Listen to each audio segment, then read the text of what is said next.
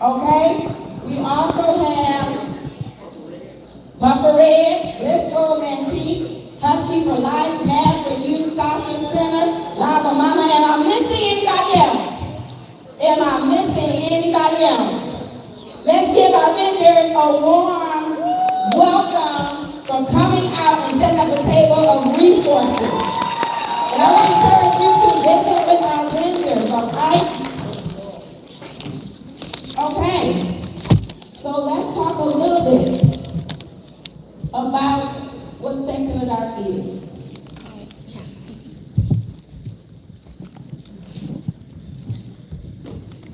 All right, what is Sex in the Dark?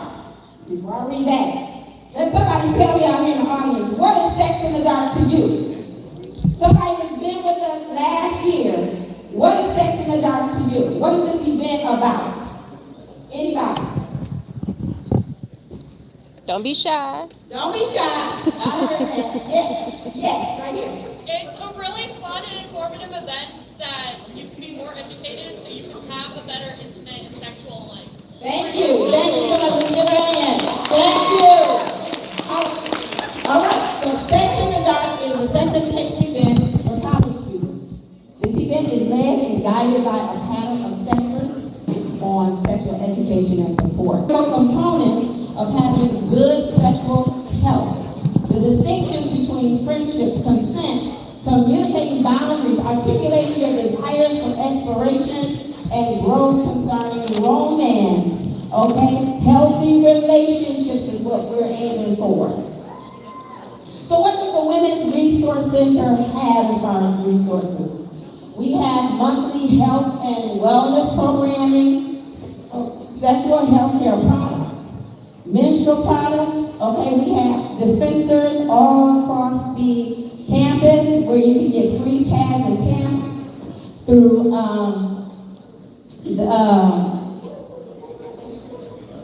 changing the cycle program, Unflow, is what I was trying to remember. Unflow, they're organic products.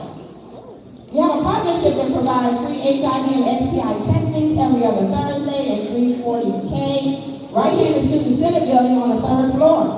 We also have free condoms, safety devices, pregnancy tests, contraceptives, Plan B, lubrication and dental dam, breastfeeding pump, lactation centers on the 1st floor, and always emotional support for our students. All of these resources are free in a WRC Center 358. So, part 1 of the dialogue discussion today, we're just going to talk about the importance of good sexual health and healthy relationships.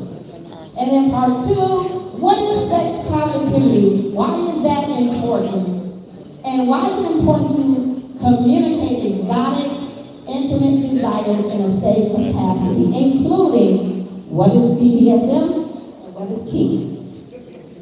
So without further ado, we have some wonderful speakers who's going to talk to us about initiatives that is happening on our campus. We're going to start with Dwight Hamilton, Chief Officer of the Office of Access Opportunity, followed by Matthew Gregory of the Title IX Office and Consent, and then the EMUPD. All right? Let's give them a round of applause in this order.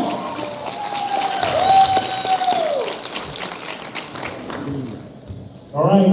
Good evening. As Dr. Farrell said, I'm Dwight Hamilton. I am your Chief Access and Opportunity Officer, formerly known as your Chief Diversity Officer. We're still here, and we're still working for all of you here in this room.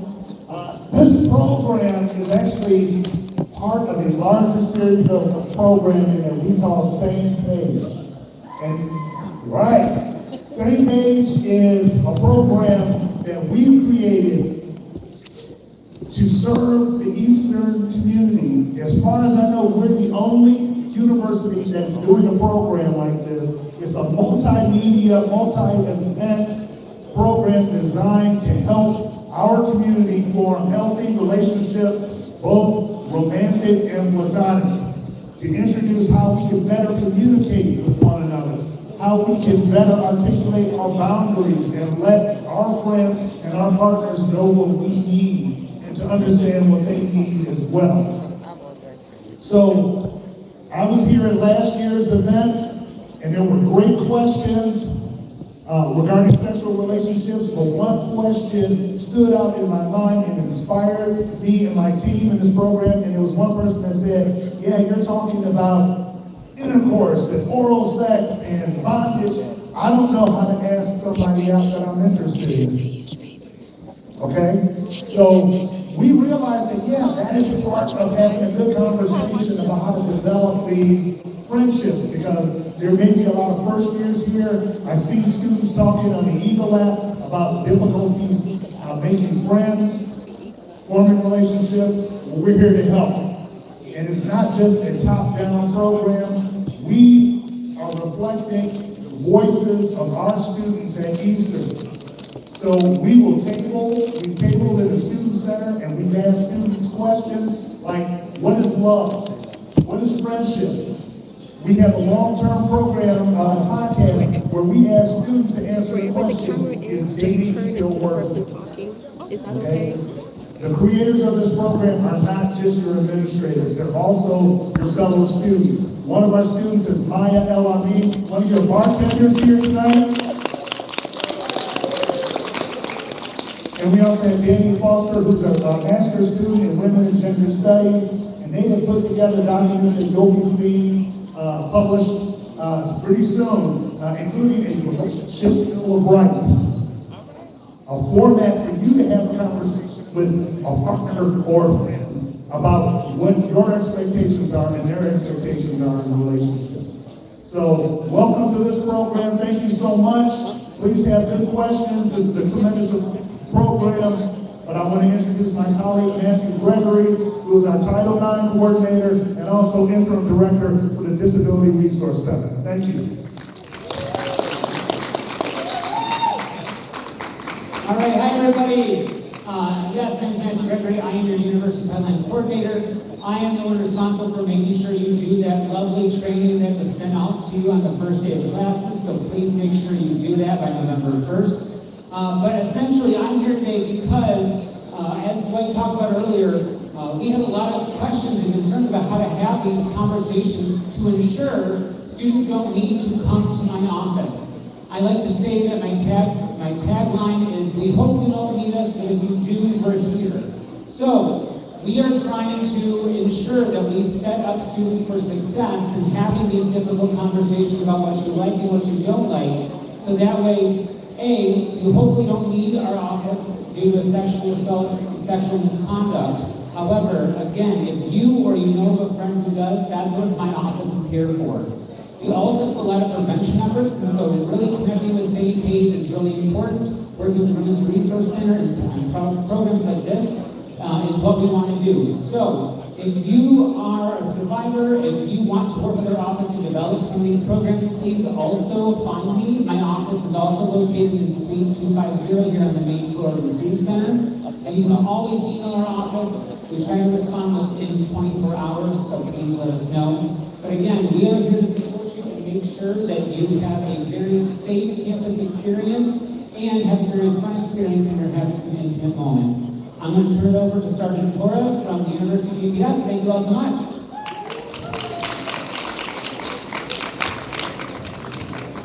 Hi, I'm Sergeant Torres. I've been at this university for 17 years with the police department. I want to let everyone know one of the main things with the police department is reporting to us does not necessarily mean that there's going to be criminal action taken. So when you have those questions, and you think that something might be needed to be reported, or a friend is in trouble, or some kind of thing like that, come to us because we have a specially trained unit. It's called the Special Victims Unit. They have special training in interviews and other things like that. But also, the police department is kind of a hub for all the resources that you're going to see up here today and at the university. If we are talking to you about something relationship-wise, domestic violence-wise, sexual assault-wise, and we deem it as not a criminal action, we are one of the places that absolutely can send you to other resources at the university or match you with what's best to be able to help you or help your friends. So another thing I'd like to say specifically for the police department is when you report to us, it doesn't mean that you're gonna automatically be getting someone in trouble. It might mean that you report something to us that's a concern to you, we look into it and determine it might not be something criminal, but we can send them to one of these fine people to get that person resources so that they can have a better, more successful school year and life moving forward. So I just want to make that clear to everyone that even though we are the police and we do take criminal reports, we take a lot of informational reports. We have a lot of resources and connections with the Washington County Health System, with Safe House, and with other organizations. And within the university, we have a lot of institutional knowledge to be able to send you to resources that might be better than talking to the police, but coming to us is the first step. So don't feel nervous about calling us. And the other thing I'll say about that is sometimes we deal with the police department. I've seen it before. Officers work 12-hour shifts. It's late at night. They're a little bit busy or maybe short. If you're dealing with our department and you feel like something wasn't right or something didn't make sense or you have further questions but you aren't comfortable with that officer, ask for another officer. We have a bunch of officers that have been here more than 10 years. Officer Elliott is our outreach officer. She couldn't be here tonight. But I will be back in the outreach team in a couple weeks here, and we have all the specially trained officers that deal with sexual assault, domestic violence, and things like that. So I'll be kind of sticking around for questions if you have any questions, but I may have to jump out. So if anyone needs anything from the police department, do not hesitate. My email's out there. Send me an email, reach out to me, or just stop by the police department office. Okay? Thank you. Thank you, thank you. Let's give another round of applause for Sergeant Torres, Matthew Gregory, and Dwight Hamilton. Wonderful speakers bringing the information about the new initiatives and the things that we do here as support for our students. It's very, very important. All right, now we're moving on. So grab your glow sticks. We need some more questions coming in. So grab the QR code on your table. Type up some more questions for our wonderful panelists. It's going to be up shortly, okay? Don't forget, build your sex kits in the back with Generation Action. We still have plenty of time. So without further ado, we have a very special guest, Timothy Hill, the producer of a very popular relationship talk show in Detroit, and Trina, our wonderful host for today. They're going to join us now, and we would like them to come up, introduce who they are, talk a little bit about the Heart-to-Heart Relationship Talk Show, and introduce their team, their wonderful team that has come here to help set up and is going to lead the rest of this event, and the wonderful panelists. Let's give them a round of applause.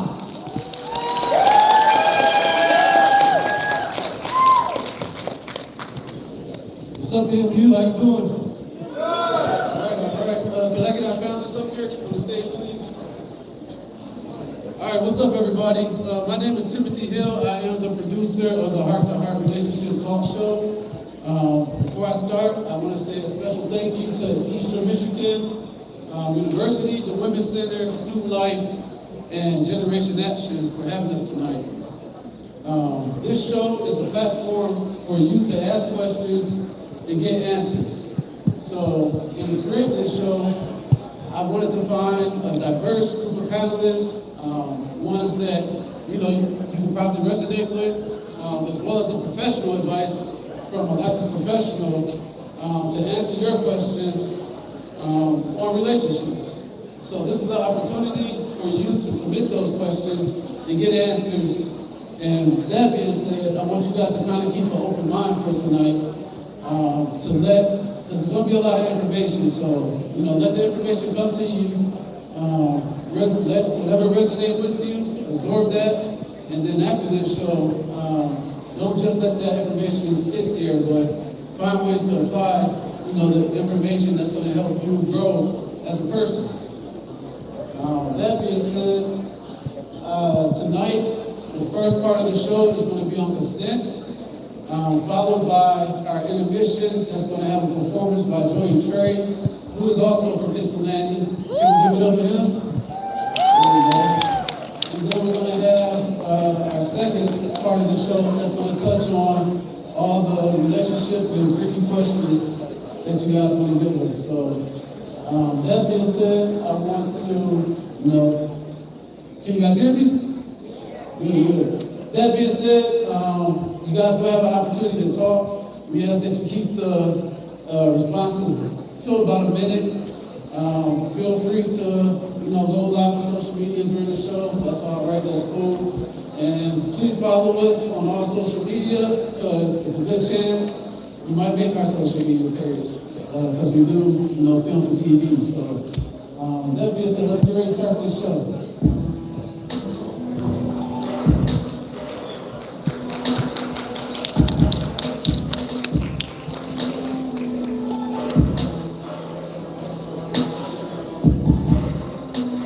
Is it love or is lust? Is it all about us? Do we really have trust? Is compromising enough? Come on, let us discuss. Heart to heart, let's start the spark, let's talk no fuss.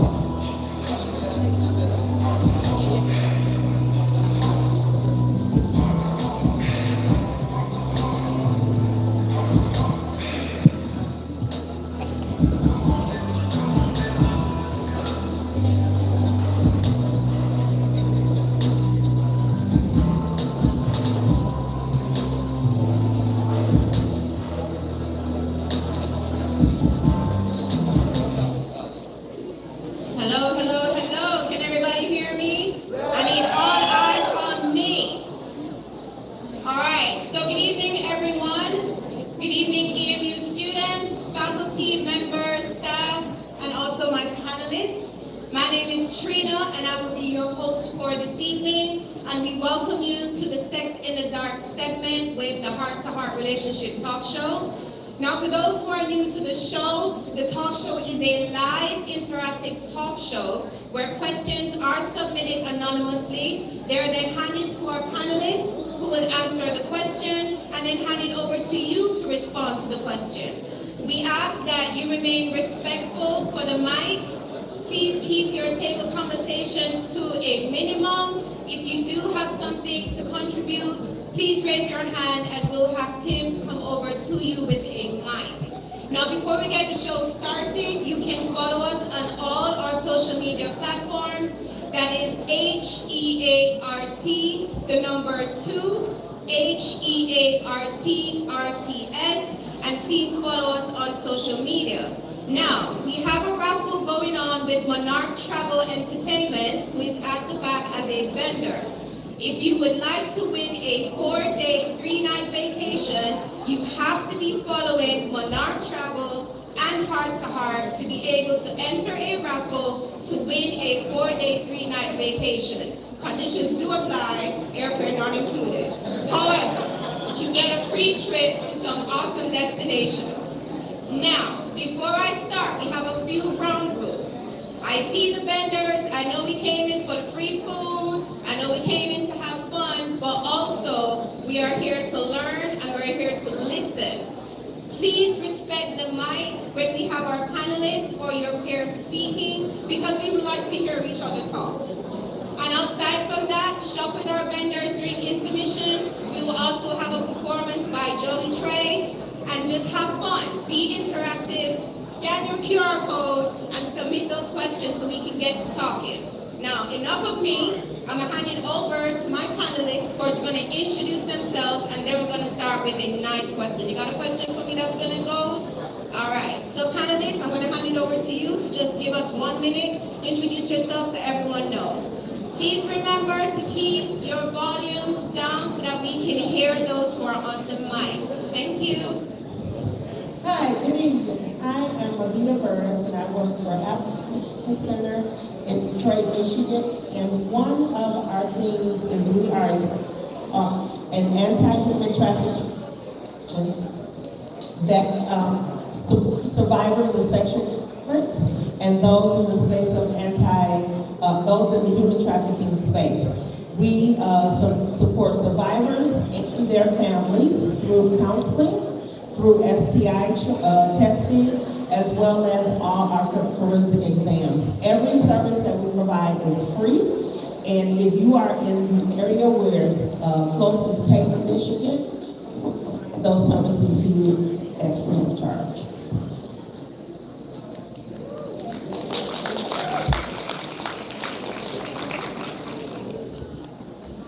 Good evening, everybody. My name is AV. I go by AV the Intellect. I am a licensed psychologist. I am also a life coach. I work with shelters and foster care agencies, specifically with young ladies who have been sexually assaulted, or those young ladies who are coming into the age of learning about their bodies, learning what masturbation is, learning what sexual activity is. So that is what I do in the space of psychology. I've been a part of the Heart to Heart Relationship Talk Show for maybe 5 or 6, 7 years now. So I love being able to come here and give information, give resources, anything that you guys might be able to use to have a wonderful and better life. Check, check, check. Remember, please keep your volume down so that we can respect the mic and those who are speaking.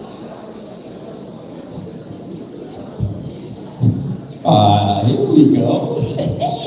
Can I get a quick cheeks? No, I said it like you read it like cheeks. Yeah, I mean, we ain't here talking about sex, might as well say it. So to whoever can, my Instagram stuff is under 24 Who Dat. I'm a relationship coach, life coach, I'm an author as well. I do speed dating events. I've been with Heart to Heart pretty much this whole year, knocking out everything. I'm also an alumni here, who I was doing my first relationship talk stuff, and here I am, I'm back. I'm also an IOTA from here as well too. So let's get into some of these questions, and hopefully we have a little bit of fun. Wait a minute, can I hear cheeks again? I'm only hearing the people up front. Can I hear the people in the back say cheeks? Oh, there we go. Oh, hold on. Before we go with our next panelists, can we have people to come forward a little bit more? And can you keep the table talk down? We want to make sure that we are respectful of the panelists, and we want to make sure that we're able to hear it. So can people move forward a little bit? This is an interactive show. We want to make sure that we're all able to hear and we're able to communicate. So those in the back, can you all move forward a little bit? And please keep the noise down a little bit. Just come forward a little bit. Forward. That's our open.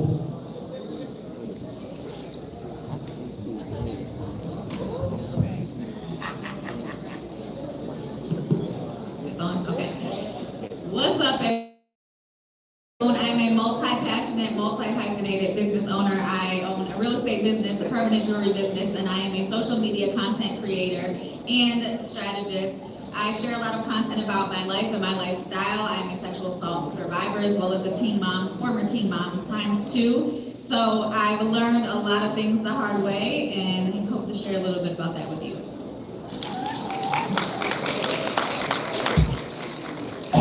Okay, hola, ¿cómo estás? What up, though? Y'all alright? Y'all alright? Okay, hey. Okay, I am Kevin Miller. I am an entrepreneur, also a gay rights activist, and I'm from the south side of Chicago. And I also am the host of the Monday Blues Talk Show every Monday morning at 8 o'clock, something to bring you up to beat on what's going on in the week. And I am also an activist for those who love themselves. So I'm the president of the Self-Love Club. Follow me at SouthSideMall.com. All right, so panelists have introduced themselves, but well done. Let's get into these questions and let's pop up the first one. All right, so the first question. At 21, I still have never had sex.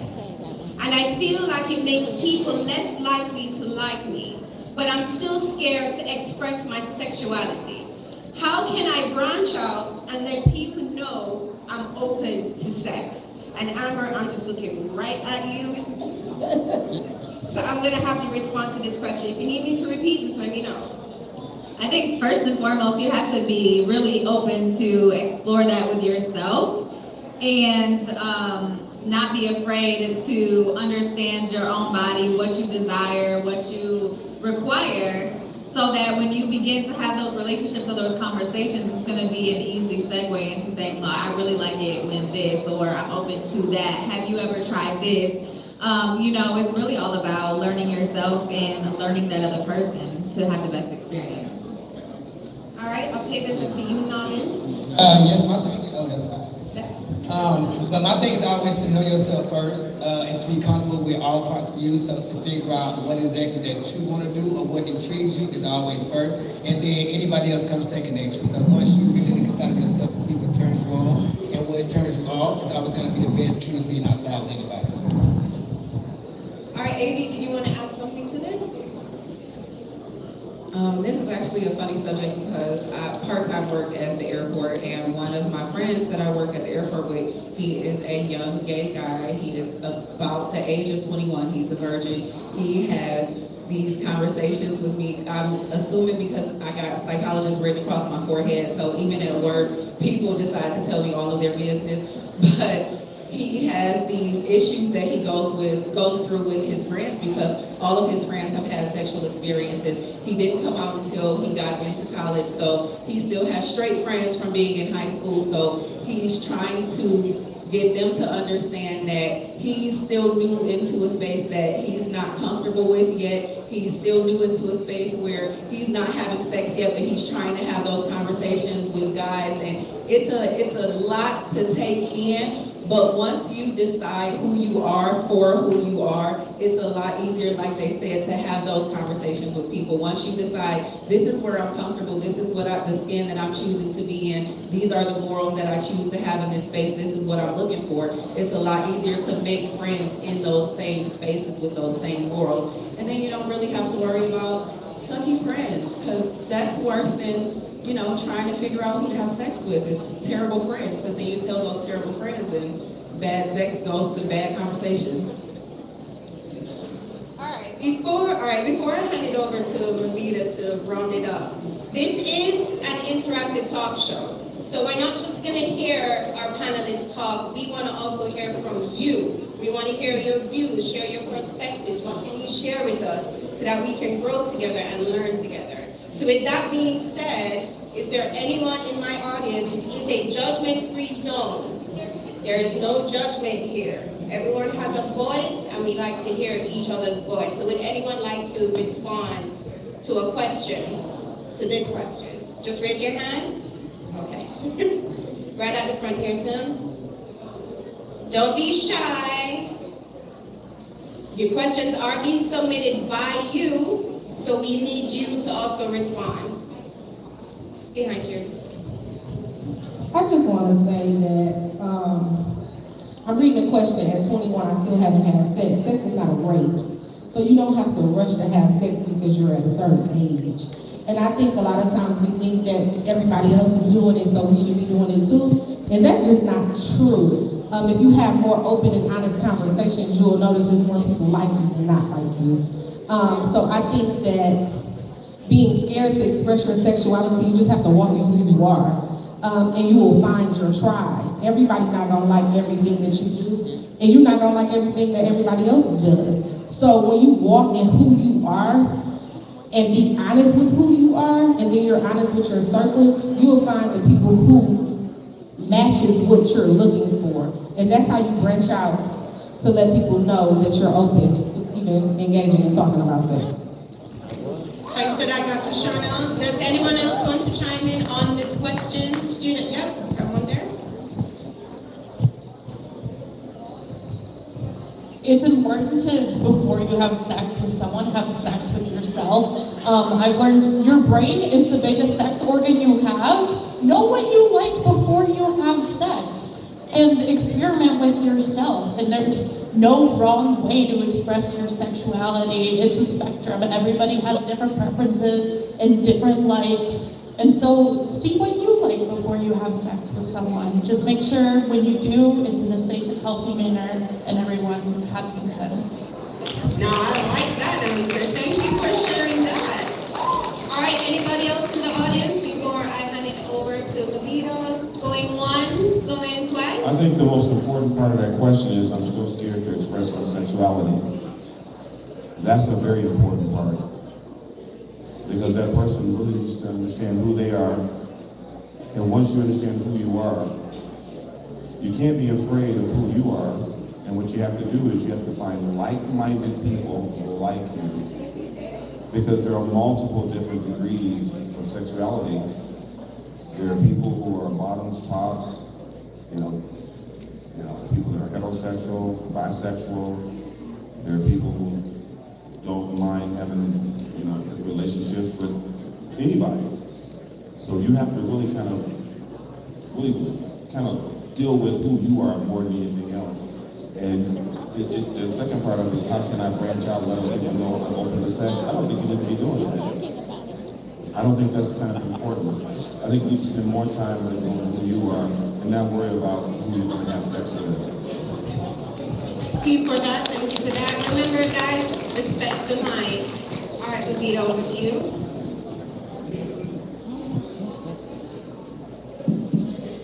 Well, I think it has been answered, and I think Dr. Charnel said it very well.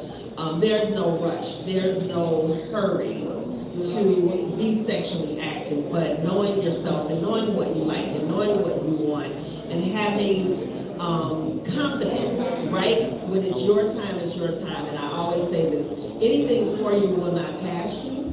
So to rush into something that is not for you is also going to alter the way that you view your next experience.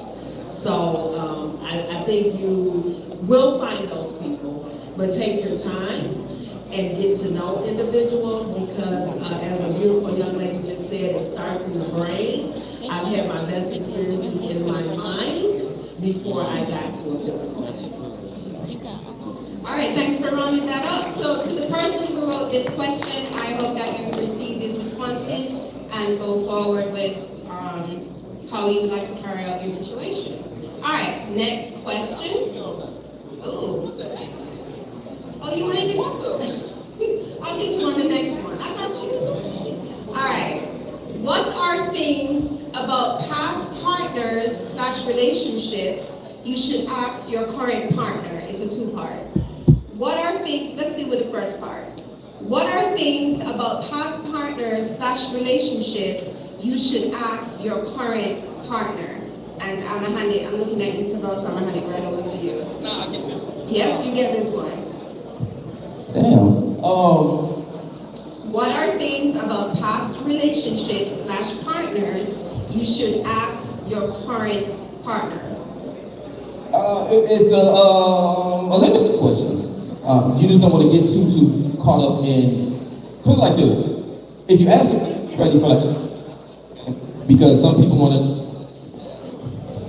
y'all trying to get me. Your past partners and how many people you've been with, it does not matter. You're moving forward with me. Now, if it's something that was trauma-based and traumatic, yes, that needs to be on the forefront so we can protect that. Obviously we say go seek a little bit of therapy. I'll come with you, but are we talking about 20s?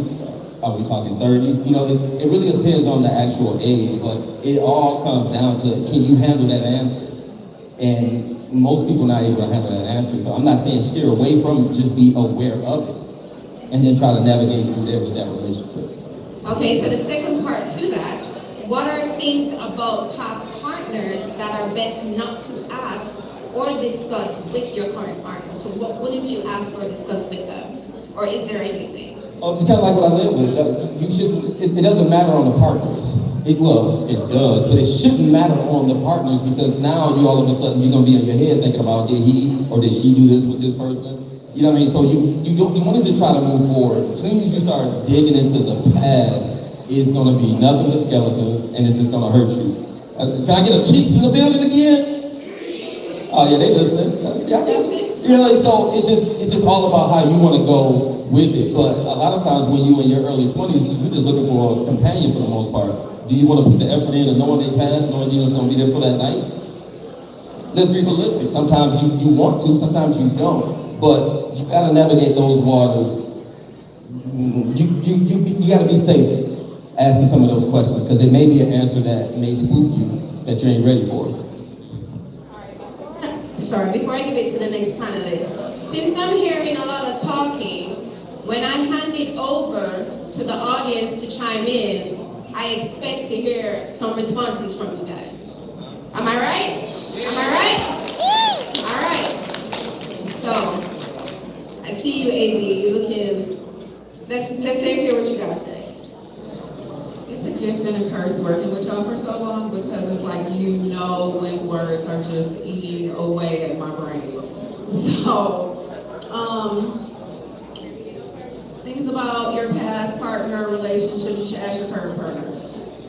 If you are, and I want to go based off of, well, I don't want to say based off of, but in relation to what he was saying, based on your intention with this partner, if you intend on really being with them, you're trying to build a real solid foundational type of relationship, honestly, the only thing that I personally would be asking is, what were some of the things from that relationship that might have triggered you? What were some of the things from that relationship that specifically and directly hurt you? Because I need to know these things, because like you said, these are the things that we need to be safe on. These are the things that we need to discuss further, because again, is this something based in trauma? Is this something rooted in an old relationship? Is this something that we can get past in conversation amongst us, or is this something we should go to therapy for as a relationship? Because if we're being intentional, therapy is okay for couples. It's not just for married couples. It's not just for grief counseling. It's not just for one thing or the other.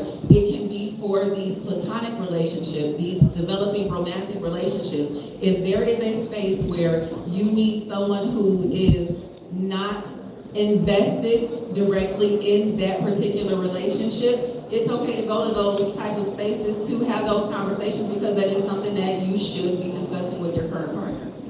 And then the second part too is, what are some things about the past that is not best to ask your current partner? I can't think of a single thing, because if it's something that has come up, you should be comfortable enough to ask, and if you're not comfortable enough to ask in that relationship, maybe you should reconsider that relationship, or reconsider the space in which you are asking. Okay. Octavius, you just looking directly at me. I don't know, I guess, so my thing is accountability first. You're asking about the past, I don't think it's really going to reflect good on the future of the relationship. I think once you've been through a tragedy or issue in your past relationship, healing yourself first, so you don't kind of go back down the same road, and you align yourself with the people and the places that you need to be in. So if your past relationship wasn't what you wanted it to be, realigning yourself, finding your focus and your goals so that you don't get back to that type of person. So I guess the self-healing comes first, and that way when you do reintroduce yourself to the world and being back in a relationship, you know the red flags that come most of the time. You know what I'm saying? So once you heal yourself and take time to say, okay, I like this, I don't like this is what I do wrong, this is what I don't wrong, a lot of times you'll wean out a lot of BS, you know, and you can move forward. So I think a lot of times rehashing a person's past doesn't always bring you the best future. So I always say self-love first, and then once you get on that journey of self-love, you open yourself up to new perspective. I like that. All right, Amber? Yeah, I think I'm real big on health, so I think it's important to ask, like, have you ever had any sexually transmitted infections? Do you currently have any? When's the last time you were tested? Like, these are important things. Do you practice unsafe sex a lot? Do you typically, what are you using for protection? I think these are very important questions. As far as additional questions, are there anything when it comes to sex, are there any traumas you've experienced that might impact your sex life or might impact our sex life, or that I should be aware of to avoid? And as far as relationships, just also, is there anything you're still healing from your previous relationships? Is there anything that you feel like you're still working on that I should be aware of? As far as what not to ask, I feel like I try to let things unfold naturally. I don't like to ask a lot of questions because what you have with them is not really relevant to what we have. However, if things do come up, I think if you're not comfortable, I think you said this, if you're not comfortable in asking, you might need to reevaluate that relationship. Anything that's on your heart that you feel compelled to ask, you should feel safe enough to be able to ask that and have dialogue, whatever the situation may be. All right, that, Amber. All right, EMU students, let me see some hands who would like to respond to this. Okay, we have the table over here. Hi. So I was in a relationship with someone who was in a relationship with his ex for like 5 years, and it was my first relationship. And I asked way too many questions about his past relationship, and I feel like it kind of put a pressure on me to do some things that he did with his ex. And I think that there are some questions, like you guys mentioned, that you should be asking, but sometimes when you ask a lot of questions, it can kind of make you compare yourself to the person that they were with before. But I think that this is a very good question. And also that it is okay if you've never had any partners before too. Like my first relationship wasn't until I was 19. My first kiss wasn't until I was 18. So like, it is okay to not have relationships for a while. And it is okay to focus on yourself first. But I think just overall, just knowing what questions to ask is really important. Thank you for that response. Did anyone else want to share their perspective on this before we round it up? Okay, we have one over here too. This table to the end.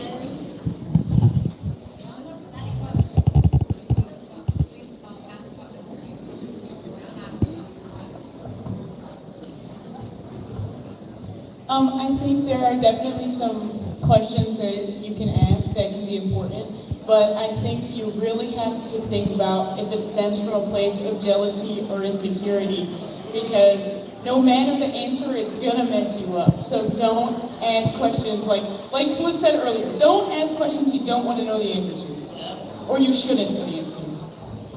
Thank you for that. Do we have, I see, all right, we have one more in the back, Tim. Just wait on the mic for me so that we can hear you clearly. And then after that one, Levita, we're going to have you round it up so we can hit the next question.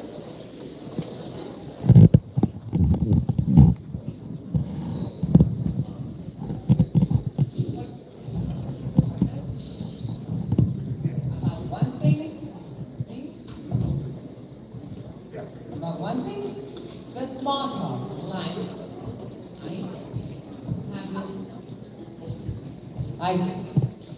about one thing, like small talk, like around any previous partners,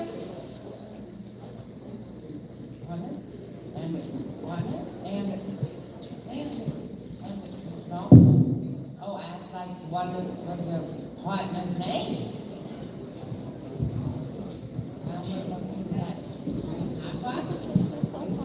Like, well, simple. Do not ask why we broke up. And do not ask why your relationship was faltered. Or the truth is lifetimes of arguing. You should never ask those things. All right, thank you. I'm Levita, giving you 1 minute to round it up. Well, I think the panelists have, definitely covered, you definitely want to know about sexual health and their relationships, and even for yourself, making sure that you're healthy going into a partnership. But I agree with the young ladies that said comparison is the thief of joy. I don't need to ask you a bunch of questions about your past relationships, because in our relationship, you're going to show up as you. And I will know from how you interact with me, your value for me. I don't have to know what you did for AV. I just need to know what you're doing for me. So sometimes you just got to focus on that partner. And then if there are things that come up that trigger, that are red flags, let's just call them what they are. They're a flag for you. Those are when you have those positive, healthy conversations about what that means for you and how they show up for you and how you show up for them. So it is that dialogue, but I never compare. I'm not going to compare because I'm the baddest one, okay? When you got me, you got the baddest one.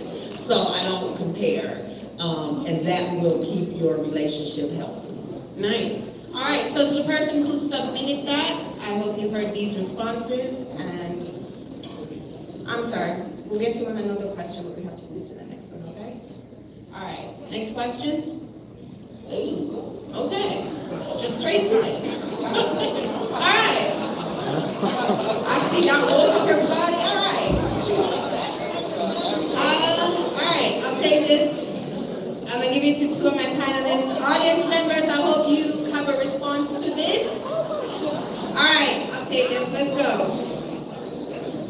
How to find the G-spot? Well, okay, it depends on which one you're looking for, but, good point, that is a good point. First of all, identify what G-spot you're looking for, but the next thing is, it's a two-part question to me. First of all, sex should always be a situation where you wait and find out, right? Sex is not always the first thing to happen, but also sex is an intimate situation, right? Sex is time, and sex is not something that you rush.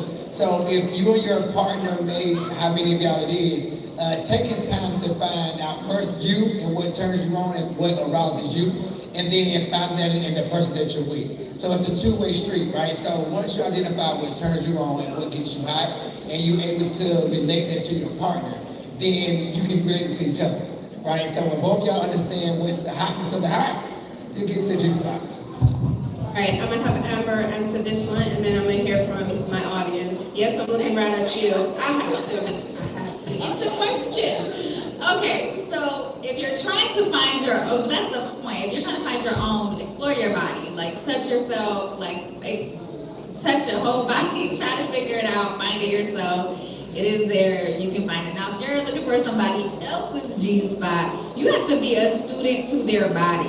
You have to listen and see how their body responds to your touches, to your kisses. Do they get harder? Do they get wetter? Do they breathe heavier? Is their heart beating faster? You know, do they get quiet? Do they get loud? You gotta really pay attention to everything they're not saying to find, am I getting hotter? Am I getting closer? And eventually you find it, I'll let you know. And you'll know.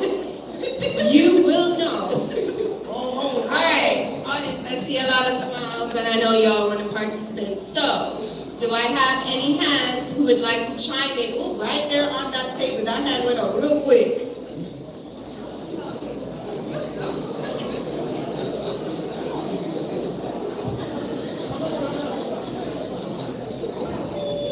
So me and my roommate actually met. How do you speak on this? Sorry, just 1 minute. Remember, TikTok, volume, respect, mic. All right, sorry, go on. Okay, so me and my roommate met. How do you speak on this? Okay, sorry. Me and my friend are gonna say two things, but so kind of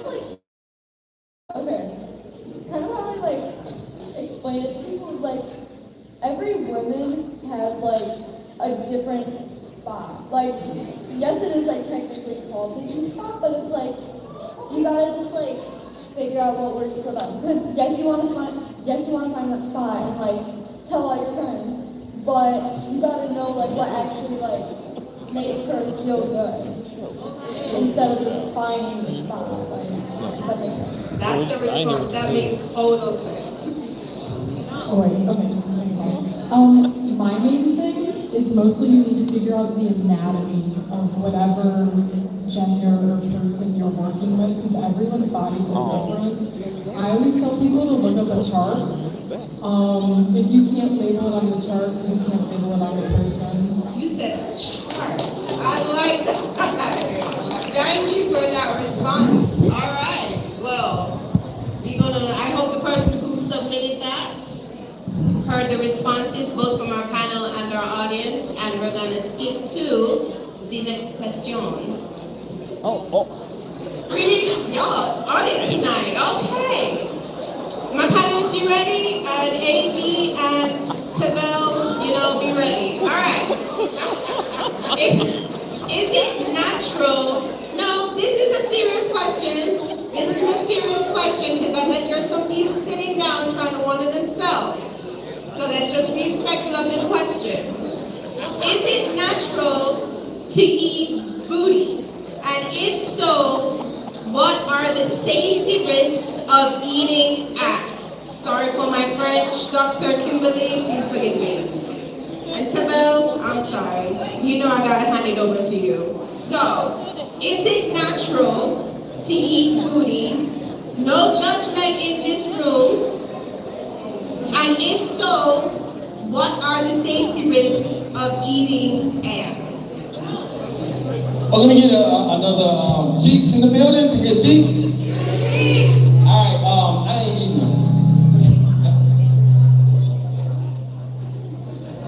Yeah. So, if that's your preference, that's your preference. You know, but even with the person with the virgin stuff, whatever, you got to know that it's going to be consequences to all of them. They got their mics on. 1 second, DJ. I guess you didn't like the question. Well, they have their mics on. Are we good? I think we're good, Tabel. Yeah, so like I was saying, I mean, you got to know the consequences to everything. Like I said, what I was saying about with the virginity thing, whatever. It's nothing wrong with being a new car on a used lot, if you catch that. But some people on a used car, new car on a used, there's bars. But if that's your preference, that's your preference. You just gotta know that it's gonna come with some blowback. Same thing if you're having regular sex, it's gonna come with some type of blowback. If that's your thing, that's your thing. You just gotta make sure your partner is cool with that. You know what I mean? You don't wanna try to force something on them. That's the angle that I'm always gonna come. If you trying to force something on it, because I did it with this other person. But for me, I can't really answer the question because it's not something that I actually pertain to.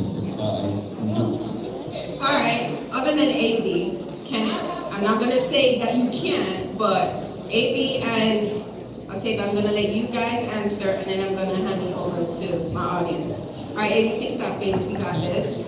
They're asking a question, and we're here to provide a response and help them.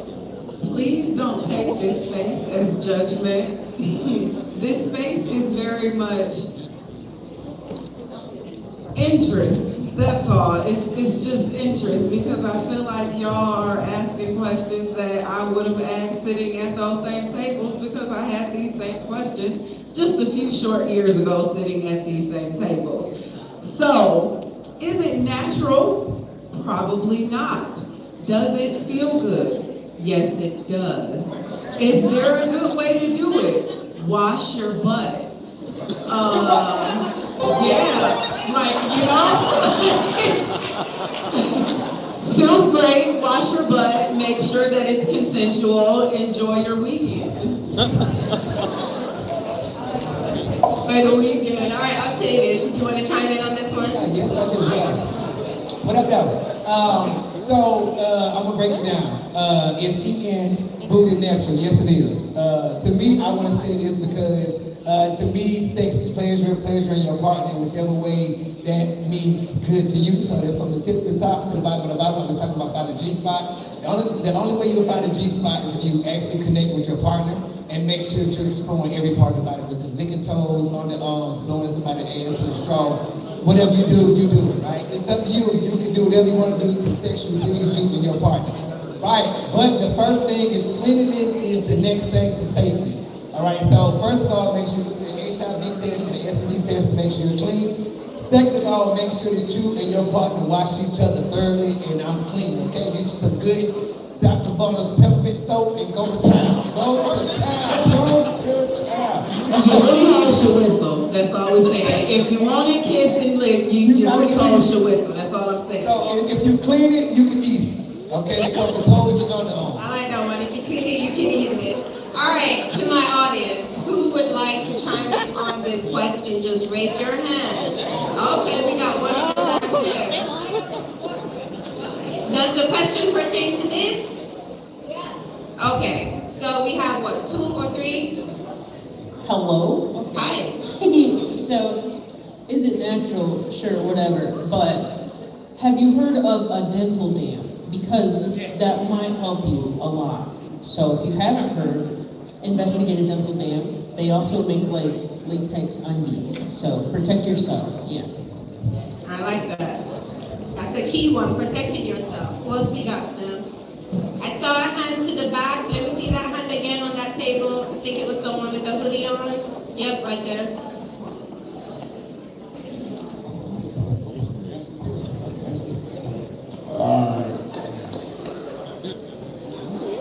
Is it natural to eat booty? Yes, it's natural to eat booty. The reason why I say this, I don't eat ass no more.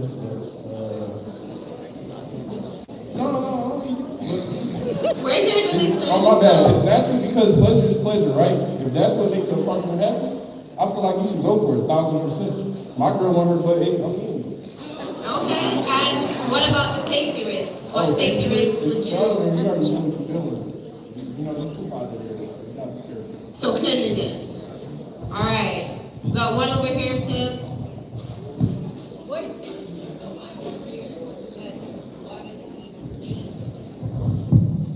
Okay, so like, as a gay man, I think this is more so like my forte. All I say is just like make sure like everything back there is like clean and ready, and just like be real safe. I would go as far as saying like make sure you have like wipes and stuff like that, and just make sure you properly clean the area. But other than that, it's all good. All right. So basically, the consensus is safety, cleanliness. Please make sure that you're doing these activities with someone you trust as well. And I hope the person who submitted that question is in here and has heard these responses. All right, let's switch gears to another question. Oh, well, this. Okay.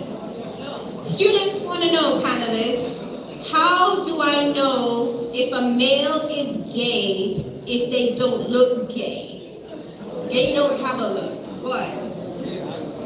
They don't have a look. However, I'm gonna hand it over to you. Two parts. You gotta clean the booty with more than wipes, because you're gonna get a little nasty thing on your tongue. Second of all, you got to, just say if you use baby wipes, it's gonna be a no. Just go ahead and clean it up. Second of all, just ask the question. Clearly, if you invest in somebody and you feel like you want to do more than whatever you want to do, that person asks. If you feel like, no, I don't think it is. It's all about the way you ask. Just like, asking consent. It's all about what you're doing and how you do it, right? So if you genuinely ask the person, hey, you like both sides of the fence? You like poles and holes? All right, Amber, what did you ask, Octavius? I asked if it was offensive to just come out and ask somebody, like, are you gay? Or, like, it's not offensive? No, not to me, not when you asking in the right way. No question is the wrong question, right? So as long as you're asking from a space of understanding, a space of respect, it's fine. Now, it is a way to be disrespectful. If I say, hey, you gay? So what's the right way? What's the right way? Have a conversation. I'm trying to kick it with you, I want to get down. I just want to know before we get to the bed, do you like both of them or do you like me? I like that. All right. Sorry, Amber, would you like to chime in?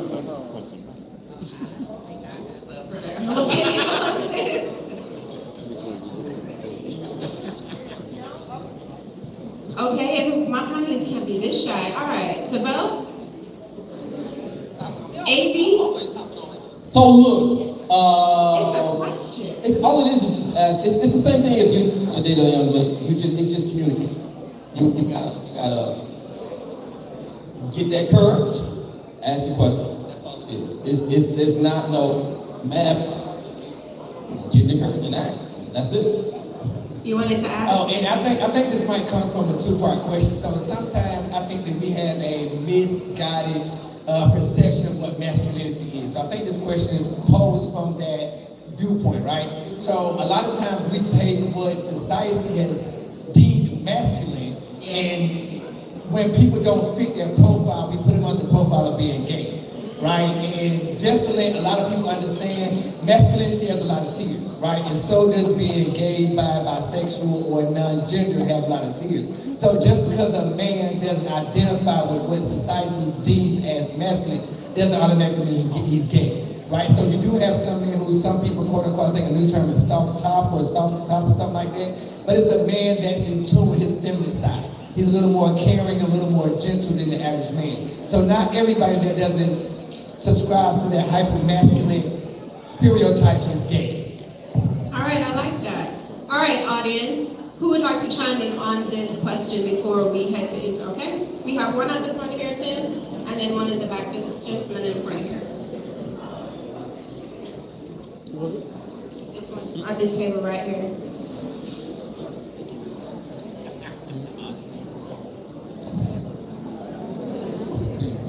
This question is almost impossible to answer, to be honest with you. Women need to understand one thing. Most men that are on the down low are not going to let you know. And if they're gay, they might not let you know either. So this is a very difficult question. The truth is that even if you ask the person, there are plenty of women who are married, have children, and their husbands are on the down low. And they didn't find out until after their 15 years, 20 years of marriage. So this is a very difficult question. The truth is it's not a good question. Okay, well, any question that they submit is a question that they're seeking some advice for. So I understand, but they're seeking some advice. But it's not something that you can't, gay doesn't have a look.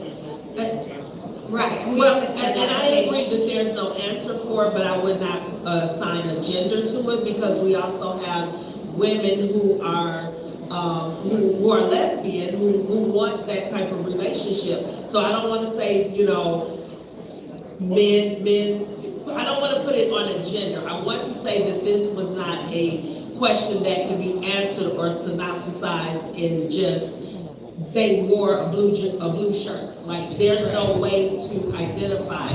The person identifies who they are, and then they will affirm it with you. And I agree with Amber. I would not walk up to anyone and ask them their gender or their fluidity or anything. I let people tell me who they are, and I take them for who they are, and I celebrate however they show up. And if that's not who you want to be with, or even if you assume, then that's not your tribe. Move along. Oh no, I think your answer is very good, but the problem with it is that in the reality of society, most people are not going to tell you that they're in the down low or they're straight. So the difficulty you have And is maybe that they're bi. the difficulty you have is that the advice that you have to give a young person is that you can't go by what somebody else said, or rumor, or anything like that. You have to just open pray. The person is being honest with you. I agree with that too. There's just no other way. Right. Okay, is there anyone else that wanted to? Okay. I'm going to take two more before we head over into our intermission segment, and then on the front here too.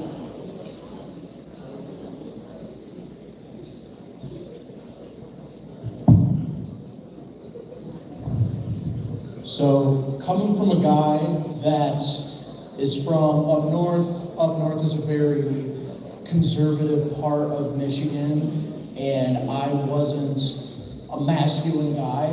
Like, going through school, I was kind of that glee kid. I was in choir, I did theater shows, I never played sports up until I was in high school, and everybody in my school, as soon as they started picking stereotypes, thought that I was homosexual because of that. So I 100% agree that you can't just stick a stereotype on it. I definitely agree with you. Like, I'm literally sitting next to my girlfriend, literally. So. Hey, girlfriend. Exactly. Say hi. So, like, I completely understand, like, even though you're not 100% masculine, with a lot of your activities are so-called masculine activities, it's completely up to the person. It's not based on what they do. Thank you for sharing that. We really appreciate that. All right, can we have one more here to the front?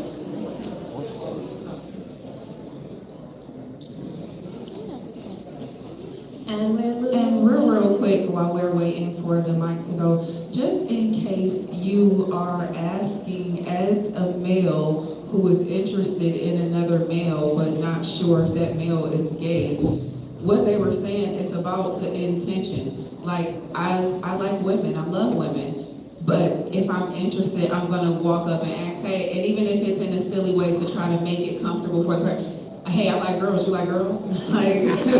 Like, it's a way to, slide, because if you're interested, the worst thing that they can say is no, they're not interested, they're not gay, and like she said, just walk away. It's okay from that point. So just in case that was the perspective of the question, because I feel like we kind of got a lot of different perspectives because it's such an open-ended question. Yeah, that it is. All right, we have one more here. Okay. So I was just gonna say, just ask them with respect, ask them in a safe space, and maybe if you were looking for that relationship, you may not have the relationship you're looking for, but with kindness, you might actually have a good friendship. So just always be respectful and kindness. I like that. Thank you. All right. So before we head into intermission, are we having a good time in here? I'm sorry, I have to go one more time because I didn't hear. Are we having a good time in here? All right. Now before we head off into our intermission, we are going to have a talent showcase from one of our artists, and he's been rocking with us since day one. And before we do that, I'm gonna hand it over to our co-producer D-Walls just to introduce him up to the show.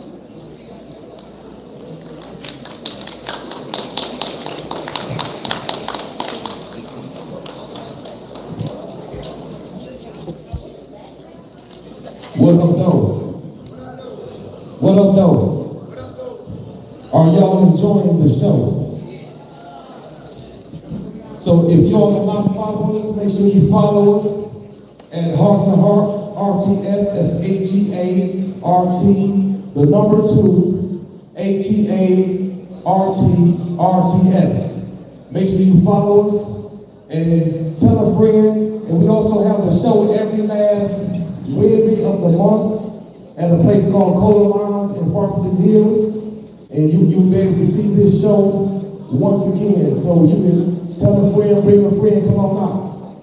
But this is a segment where we allow our artists to come and showcase their talent. So if you all have talent, whether you rap, sing, do poetry, play instrument, this is an opportunity to be able to showcase your talent. So tonight, we have a special guest. He's been rocking with us for quite some time. He also met his lovely wife through the Heart to Heart Relationship Talk Show. So this is opportunities to network and to meet your future. So without further ado, I'm going to bring up the talent showcase for tonight. It's Joey Trey. So y'all give him a round of applause and get ready to be amazed. So what's going on, everybody? Hope you're enjoying the show so far. As what was just said, I go by the name of Joey Trey. I'm an artist. I've been rocking with Heart to Heart for quite some time now, and yes, I did meet my lovely wife over there at one of their first events. Also, yes, I'm also a former EMU alumni as well. So shout out to EMU. Shout out to Heart for having me here tonight, and I'm gonna get right into it. I'm gonna do 2 songs for you tonight, so we can get that going right now. First one is called Ready to Work. No time for this.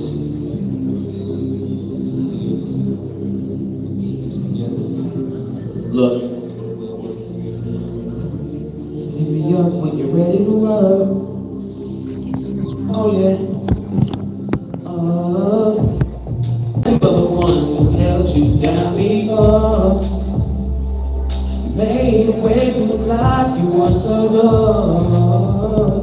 But along with age and time, experience, if they can't see your vision, they must be delirious. Keep moving. Your moment is here, don't lose it. You want it bad enough, then prove it. I won't be last for long, I'm moving to the front of the line. Attention all artists, if you fall short, running back. Throw it at the wall, and if it sticks, run with that. Haters always gonna hate you, can't run from that. So keep working. And hit me up when you're ready to work. Ready to work, when you're ready to work, just hit my line. Working. Hit me up when you're ready to work. Ready to work, when you're ready to work, just hit my line. Hit me up when you're ready to work. Ready to work, when you're ready to work, just hit my line. Working, whoa. Hit me up when you're ready to work. Ready to work, when you're ready to work, just hit my line.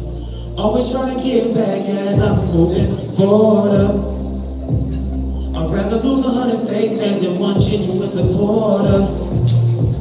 The more you go, you start to realize what's important. It'll all fall in place, just trust the process order now. I was once stressing, losing my head, no wonder my sleep is so hollow. Always secure the bag first and everything else will follow. Ain't about to live in sorrow, I'm living life down this. Times come with the pros, ain't no way around this. Say you wanna work, put your money where you mouth is, yeah. And let's see who really got it. Let's see who really got it. Let's see, go figure. Look at the bigger picture. Time moving quick, so I gotta move quicker. And if you need me, I'll be in the studio making a classic.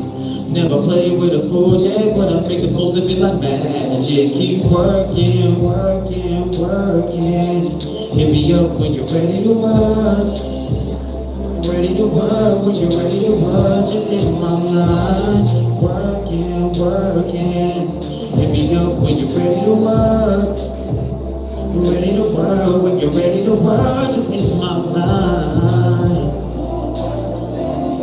Hit me up when you're ready to work. Ready to work, when you're ready to work. Just hit my line. Working, working, work. Hit me up when you're ready to work. Ready to work, when you're ready to work. Just hit my line. And hit me up when you're ready to work. Oh yeah. When you're ready to work. Next song, yeah. Thank you. Got one more, and then we'll get the show rolling. Yeah. You're a king and protect your man at all times. It's a circle of life. Look, eat one. On spot today. Coach mine. Never know what you got until it's gone. Young king trying to reclaim the throne. Got the crown, let's believe I'm holding on. Young sipping in the field on the go, yeah. On the go, yeah. I don't care how you feel, confidence is always key. Coming from the Lions, then who wanna step into the ring. I just can't wait to be the king. Love, and I deserve it. My purpose is working and flourishing fervently. I'm working this service is lurking around and currently searching for perfect and merchant. I'm finding it little by little. In the end, it'll be worth it. Just witness the birth of a king. I know the lows try to step on my toes, but inside every underdog, there's a beast that can grow. Time to rise through the masses. Put my heart in this. My artificial, separating the authentic from the artificial. Never riding solo, just living by the YOLO. Putting all of these rappers on ice like a Frozone. Where's my super suit? Never mind, I don't even need it. Still undefeated. You either go big or go home. The gloves are off now, so I'm balanced, ready for any challenge. I'm always down, like I'm searching for the soul. Devouring the score, feeling like Jackie and Chris. Taking my time at work, I ain't rushing these hours no more. Tying up loose ends, inspiring new peers. Never retire, building my empire like Lucius. Hit waves like a hurricane. Birds ain't uncertain, they soft with no backbone like invertebrates. But y'all don't learn today. So the sauce came wasted in the circle of life. Going back to the basics. Uneasy, the head that wears the crown. Came for the throne, so I'ma bear it down. The name is Joey Trey, try not to wear it out. Never know what you got until it's gone. Young king trying to reclaim the throne. Got the crown, best believe I'm holding on. Young sipper in the field, on the go, yeah. On the go, yeah. And I don't care how you feel, confidence is always key. Coming from the Lions, they don't wanna step into the ring. Look, here on the courses, a portion of all the portions, they forcing it, no extortion, just sorting my time for the culture, no passive inactiveness. I can't drink for the big and rigor mortis. Now I'm back in the lab again, like I'm straight out of an episode of Rick and Morty. Yesterday's over with, this a new day. It's my home turf, time to make a new way. You want my spot flash, you don't have to take it. No wish of the raindrops to fall like Eddie Kane. They got that star power whenever I spit that star fire, so be enlightened. They robbing styles, following crowd like robots and hiding. Raving about this and that, but I got these cyborgs seeing the lights. I'm a fucking beast boy, like I'm an honorary teen titan. A king has no group of names in this cold air. Throwing shade on the ground but get you nowhere. Just leave them where they at, don't stumble if they try to stop me. And that's just the way the cookie crumbles. Who's almighty? Never know what you got until it's gone. Young king trying to reclaim his throne. Got the crown, best believe I'm holding on. Young step up on the field on the go, yeah. I'm gonna go, yeah. And I don't care how you feel, confidence is always key. Coming from the Lions Den who wanna step into the ring. I just can't wait to be the king. Like, whoa, whoa, la la. La la la la la, la la la la la, yeah. Follow me on Instagram. I go by Joey Train, Joey TR3 MUSIC, all one word. Shout out to Heart again for having me here tonight. I appreciate everybody. Let's keep the show going. We got some interesting discussions going on tonight, so let's let's keep that going. Let's keep the positive vibes going too. Appreciate it. Give it up for Joey Train.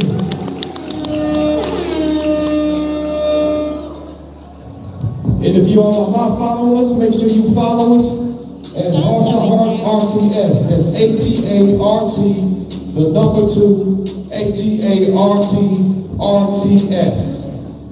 We gonna get ready to get this thing back popping, y'all. So let's make sure you all interact, because you're doing a great job on interacting. So we want to hear some more from you all. These are questions that you want to get answered, and I know that you all have some good answers yourself. So make sure that y'all speak up. We want to hear y'all voices. All right, BJ. All right. And because I'm Jamaican, so I'm going to say this. Are you ready for the next part? No, it still sounds too dead. Are you ready for the next part? All right. So just before we get started, we do have a new panelist on board, and we just want her to introduce herself real quick, and then we'll get into the questions. Good evening, everyone. My name is Dr. Charnel Dorch. I'm a certified sex therapist and intimacy coach.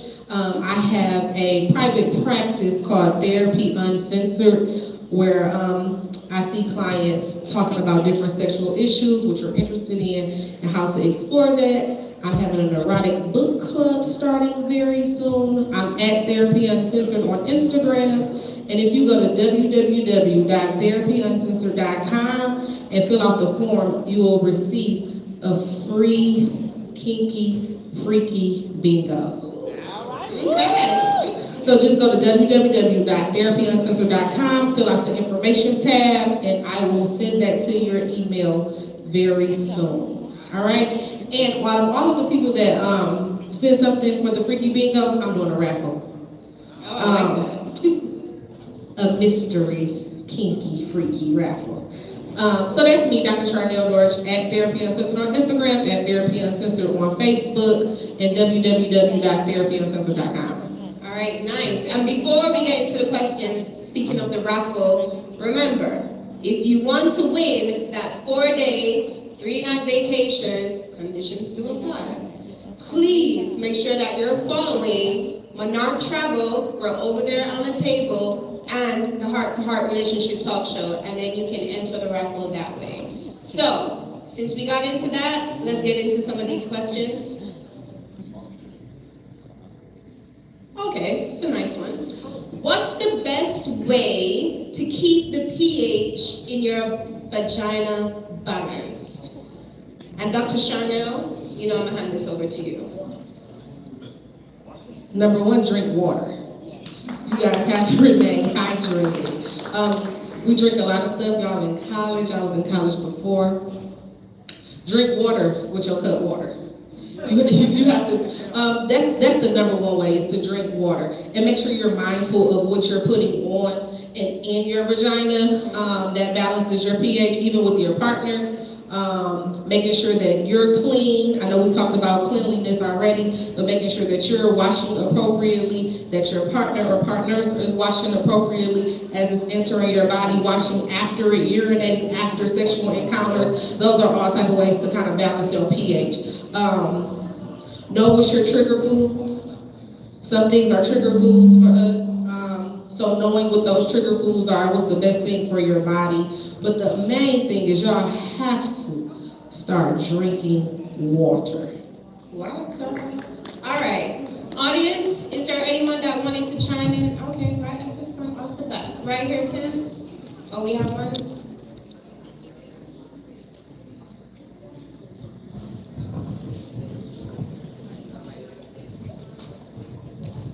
So eating well, like, and drinking water, as you mentioned, definitely, but I feel like something that people don't talk about enough is that if you don't have to wear underwear, don't.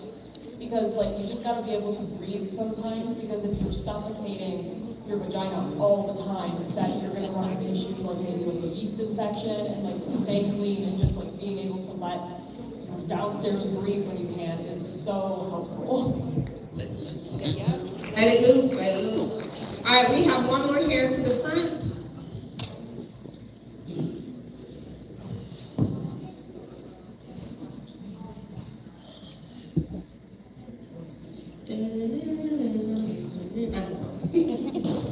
I was gonna say, don't use Bath and Body Works down there. Don't use Bath and Body Works down there. And if you use toys, make sure you clean them as well. So good point. Good point. And also too, one more thing with condoms as well. You may realize too that you may have to use a natural condom, lambskin. There's different types of condoms as well because you could be allergic to the latex. Those are some good points. Okay, so since I think we kind of rounded everything up with that question, let's move into another one. Y'all really like these questions. Okay. Wow. Do I need lube to have anal sex? Is spit good enough? I know, Tavis, I just heard you, so I'm gonna send it over to you. Do I need lube to have anal sex? Is spit good enough? Two things. We just got time. We just got that for cleanliness. And if somebody's rolling backwoods and hip tobacco, lube is gonna give you a bad infection somewhere you don't need it. But also lube helps with friction. There's two kinds. There's water-based and there's silicone. So lube is always best to prevent burn and scab on both ends because you can get a nasty scab and also get some nasty infection. So find out what lube works for you, and yes, and spit is gonna be no. I'm gonna say all the way no, because that's nasty as hell. It's hot, it's sexy, and now it's sexy. Now, wait, let me say this. If your partner has good oral health. Hold on, change your mic, because I just heard those static a while ago. All right, go on. If you and your partner have good oral health, spit might be okay, but it's not a substitution for lube. Use lube and not Vaseline. I like that. All right, AD, is there anything different that you wanted to add? He got it all? All right, audience. Did anyone want to chime in? I'm sorry, I would say not just for anal sex, vaginal sex as well. I think it's important sometimes to use lube. And is spit good enough? No, it's not good enough. Thank you. You know, sometimes you spit a little bit, but it's not good enough. Right. Okay. Spit dries fast. Absolutely. All right, audience members, anybody wanted to chime in on this question, just raise your hand. We have one in the back there, Tim, if you see him on the table. No, I had a question. Is the question pertaining to this question? Well, Can you wait 1 second, let the mic come to you, please?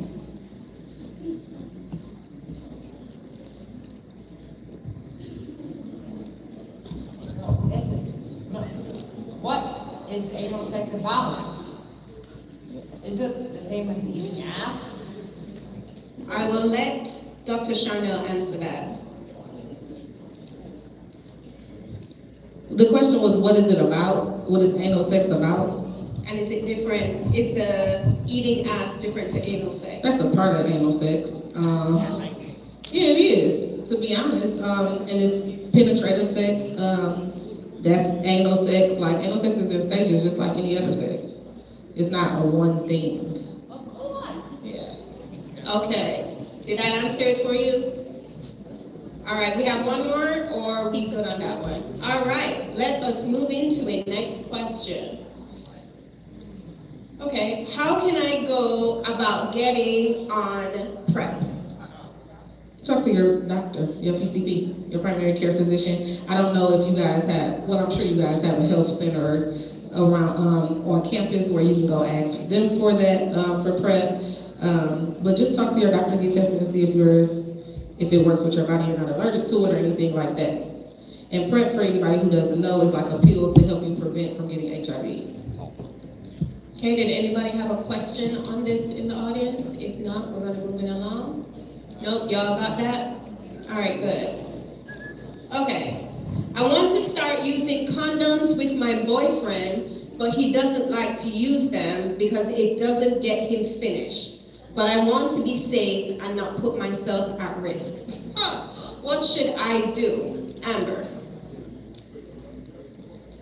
Well, I feel like if you're having sex with your boyfriend and you feel like you need to start using condoms to be safe and not put yourself at risk, that's another conversation. You need to be asking yourself, why do you feel like you're putting yourself at risk? Now, if y'all have an open relationship and it's accepted on both ends for y'all to do what y'all do outside of that relationship, then it should also be expected that you're using condoms. If somebody doesn't, I'm big on consent, so if somebody doesn't want to do something that makes you feel safe, then you need to exit from the relationship, not have sex with that person. Yeah.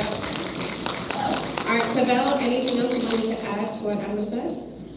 Just a little bit. I mean, it's what we've been saying. It goes back down to communication, and then you gotta put that compromise in there. Because eventually, if you're not getting milk here, you're gonna go somewhere else and get it. Now you're looking at something totally different. You know what I mean? So just sit down and have that conversation with that person. Maybe they for you, maybe they not for you. All right, audience. Okay. All right, chime in on that one real quick. I don't know about compromise.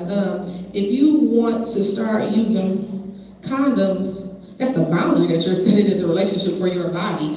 So I don't know about compromising if you can't get with it because I want to be safe. And not necessarily safe just because I think you're sleeping with somebody else. What if I don't want to get pregnant? Whatever the case may be, I think that should be something that we discuss. Communication is definitely important. But if that's a boundary I'm setting and you can't get with the boundary, then we gotta figure something else out. And if that means our relationship has to dissipate, that's what that means because that's the boundary that I'm setting for my body. I like that one, the boundary. That's why I'm going to the other store to get the milk. What you say? That's why I'm going to the other store to get the milk. Because he don't have to wear a condom at the other grocery store or with the other milk. Either way, he don't gotta wear a condom. We're not gonna get into that one. All right, audience, students. Anybody want to respond to this question? No? Y'all can't be shy on this one. Quick. Also, PrEP is for both parties. PrEP is not just for male or gay or transgender people. PrEP can be taken by male and females. And actually, PrEP was kind of invented for females to prevent from that type of stuff also. So anybody can get on PrEP. Thanks for that. All right, I see something up here. Consent doesn't equal compromise.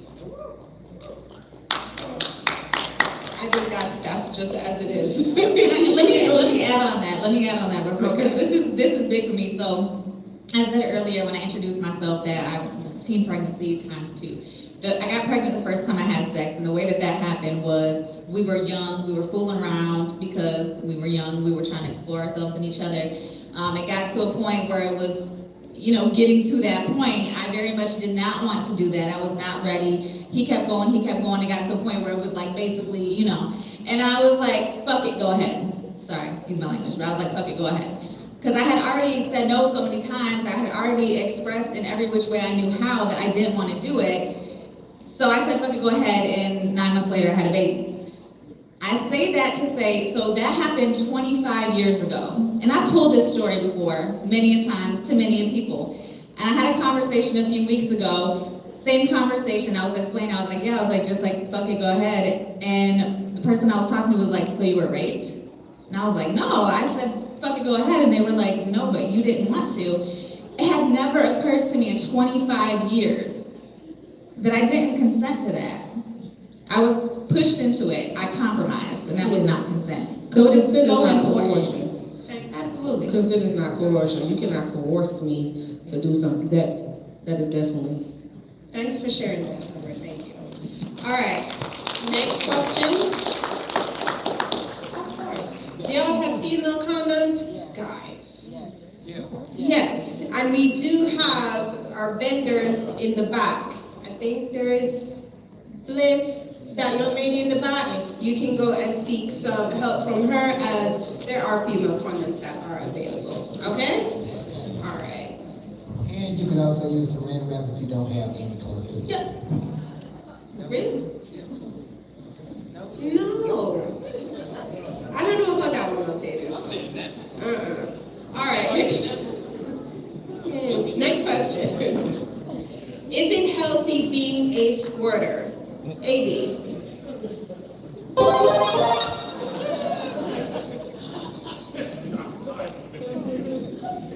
I mean, I feel rather healthy. I feel relatively healthy. I don't really know how else to answer that. I feel just fine. Thank you for asking. Did anyone in the audience have something to chime in on this question? Like you wanted to expound on something when it comes to squirting? No? Okay, but just know, it is healthy. Don't be scared of it. It's healthy. Okay? All right, next one. Sorry. Oh, I'm sorry. It wasn't so much a question, but just for clarity in the audience, can you describe what squirting is? Yeah. Sure. AD?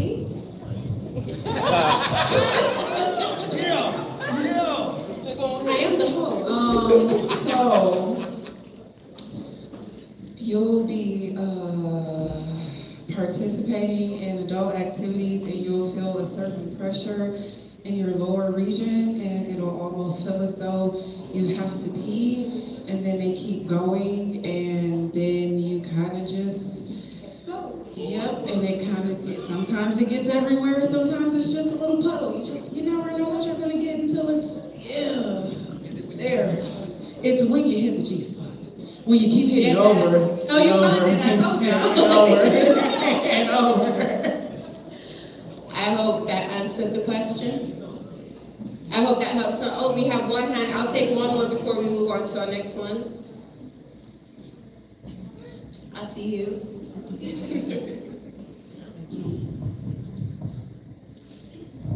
It's me again. So Hi. I took Psychosex 1, and in that class you learned what a squirt is. A lot of people believe that it is pee, but it's not. It's something separate, and it can have traces of pee, but it comes from the Skene's gland, and it may come out the urethra, but it's not pee, but it can have traces of pee. Thank you. I think there's a misconception on that quite a lot. A lot of people do think that.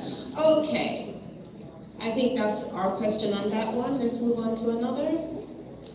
Okay. My girlfriend and I have been trying to use a strap several times, but it's painful. How do we relieve some of that pain so that it's pleasurable? And I like mine too, so I'm gonna go with Octavius and Dr. Charnel on this. Dr. Charnel, I'm gonna hit you up first. Oh, I'm up first? Yes. Number one, you need to use lube. You have to be relaxed. Lube is your friend, right? Also, whatever you're using the strap for, like warm up that area, if that makes sense. You gotta play with it, rub it, be gentle with it, making sure your body is lubricated, and also you use a lube and be gentle. And you can't be like, you gotta like tease it a little bit. Let it go in a little bit more, and a little bit more until your body kind of adjusts and get comfortable. Another way to relieve some of the pain, no, you have to be relaxed. You cannot be tensed up, and sometimes when we feel pain, your body's natural reaction sometimes is to tense, and you have to just breathe. like literally relax. All right, anybody else on the panel just wanted to share a different view? So sex is fun, all right? So sex is an adventure, and it's all about size, and more size, right? So go to the sex store, go to Amazon, and explore everything there is to explore, right? Don't be ashamed about making yourself feel good mentally and physically, right? So from this question, it sounds like you don't have enough lube or you got the wrong size, or somebody's doing something wrong. Right? So take some time, take a couple of hours, you and your partner go to whatever space y'all feel safe in, and go through the size like seriously go through like, hey, you like this, you like this, you like that. Right? So there's a way to find out what's again conversation. No question is the wrong question, right? So if it's all about pleasure, there's a conversation that has to happen. So if you and your partner make 3, 2, 5, how many people going? Go to the store and look at the variety what they got. They have different sizes, different thicknesses, different colors, different types. They got trees, arms, everything. Everything got like an octopus on. It's crazy.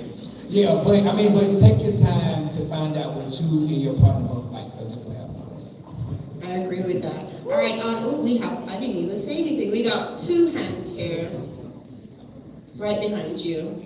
He's coming with the mic.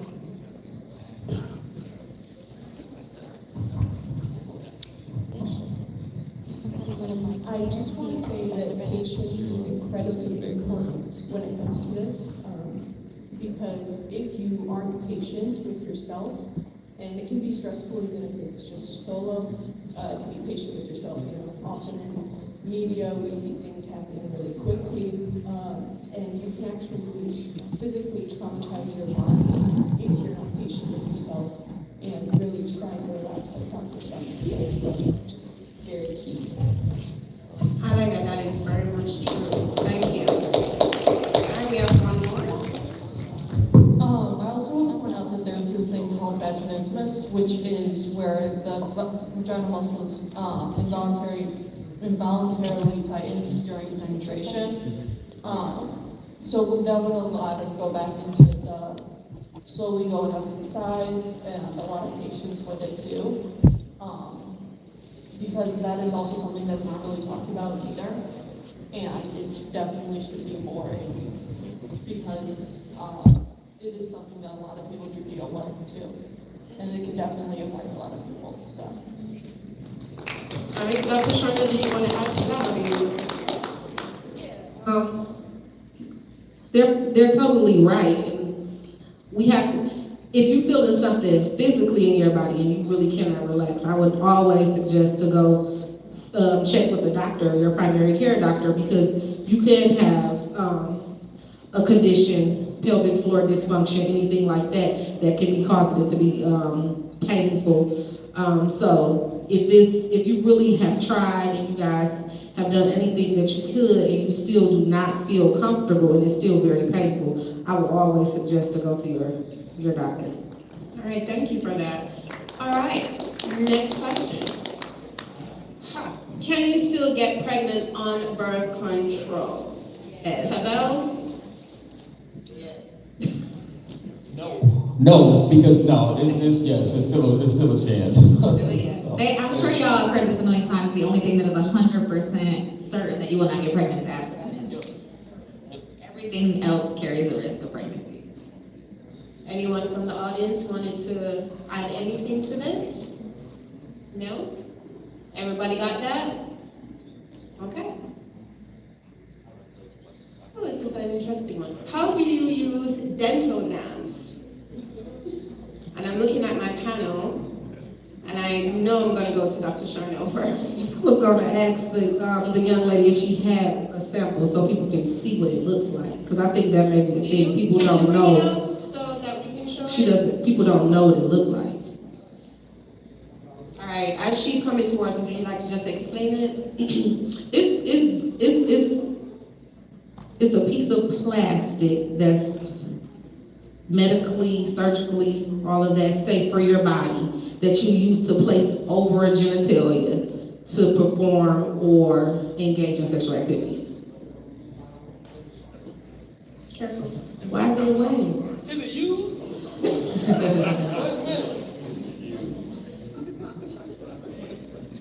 So it has the same texture like a condom in a sense. It stretches everything, you can feel through it, you can lick it, all of those things, and you just put it on genitalia and perform whatever you're performing. But this is a safe barrier to prevent or to attempt to prevent STIs, pregnancies, etc. Nice. And for those And it's short. for those who want to know more, I'm not sure if we can get a mic just to get her name in the back, but the vendor to the back of the room, she's selling those, so she has those in her possession.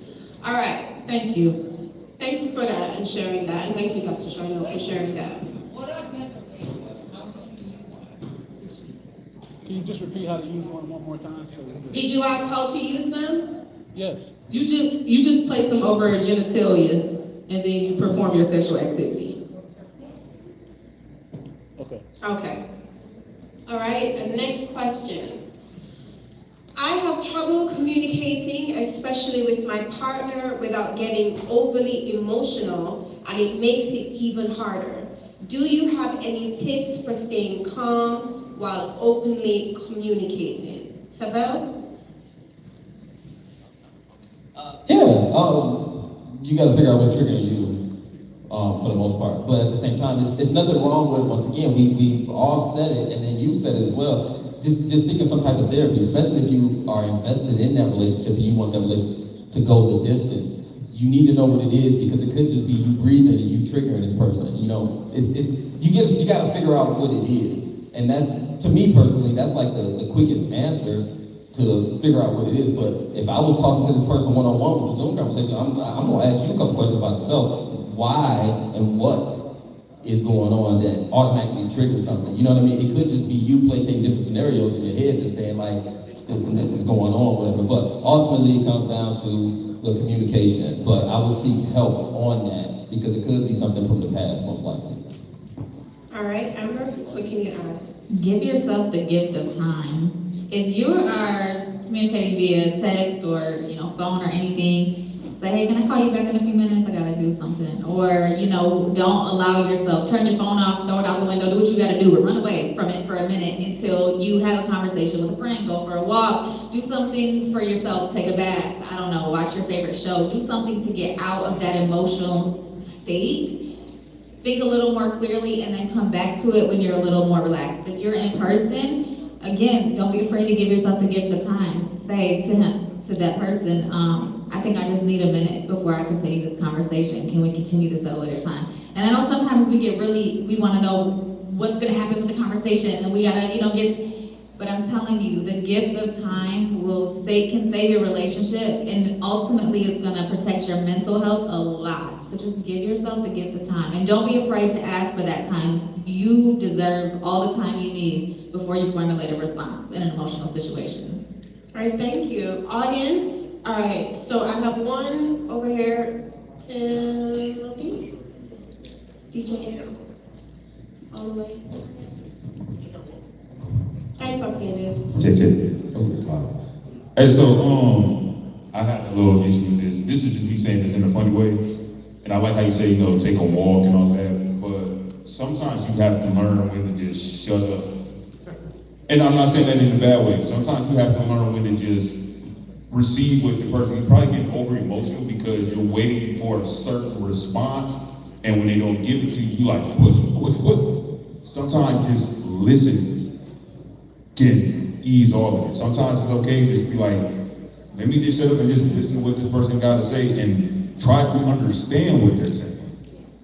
I had to learn this too. Me and my girl get into this all the time, and sometimes I had to tell myself, please, shut the fuck up and listen. Like, I'm being serious. Sometimes just being quiet, you will start to understand your partner and everything else, and then you can be like, okay, maybe not saying it this way won't trigger something.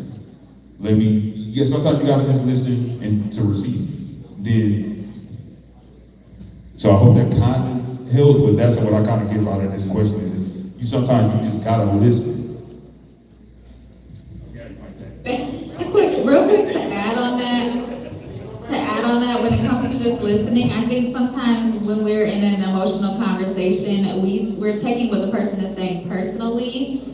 So I think just removing yourself from the situation and just listening to them, even like imagining maybe you're their friend or you're somebody from outside, so that you're not taking what they're saying to you personally, that can really help change the narrative for you so that you're not coming from an emotional place when you do respond. But definitely, again, still, whether it's, you know, shutting up or just giving yourself the gift of time or whatever you want to call it, but taking a step back, removing yourself from it a little bit, not taking it personally can really help things.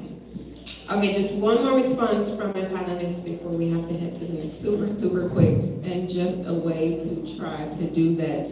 Simply asking yourself what in this conversation could be frustrating me so much that I'm responding in this way, because a lot of the times we, like they said, we are responding to something that's not actually happening in that particular moment. So I recognize that even arguing with my family or people that I'm close with, it's 9 times out of 10 because they said something that was something that I had not worked on yet, and they were shining light on that particular thing that I had not worked on yet, and that is why I was getting overly emotional. So if you can kind of take that step back, like you said, and really look at it, why am I getting so frustrated? Is this something that I am internalizing or taking personal? It gets a little easier to have those open communication and conversations, because now you're recognizing, hey, it's not my partner, they're not picking on me, this is something that I need to work through and that hopefully we can work through together.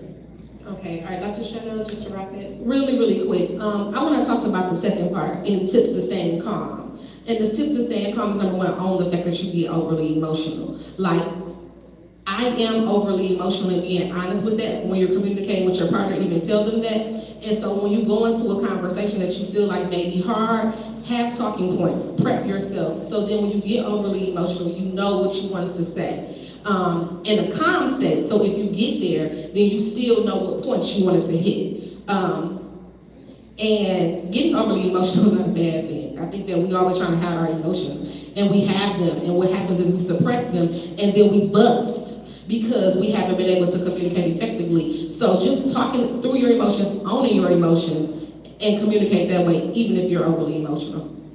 All right, thank you for that, panelists. And DJ, I see you. All right, next question. In the age of everything online, it's easy to get scammed or look in the wrong place. How is it best to find like-minded people in the BDSM community / kink community? Annotatus, would you like to chime in on this one? Yes, go outside. You was waiting on this. Yeah, I was. Go outside and get uncomfortable. Like a lot of times we get comfortable in spaces, but we have a eager mind or an eager ego to go somewhere. Just go. Go and communicate. Just go and have fun and go with an open mind. So if Facebook is full of a lot of stuff. So just go with a friend if you can, or go early and don't drink or don't smoke, and just go with open mind and mix and mingle. That's all you gotta do is go and mix and mingle, and don't be afraid of conversation. So look online, be safe, don't drink and don't smoke with people you don't know, and be open to communication.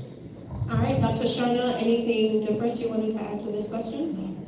It's easy to get scammed and doing anything. So just prepare, be vigilant, use some discretion, use your gut. If you feel it ain't right, don't do it. And we cannot sacrifice our lives for moments and seconds of pleasure that may or may not happen. So I would just make sure, finding like-minded people, having conversations, being open, because like I said before when I was sitting down, we're more similar than we are not alike. And so finding your tribe, and then y'all do things like he said, like y'all go together. But having open conversations, I'm sure, like you find your people. But have some discretion.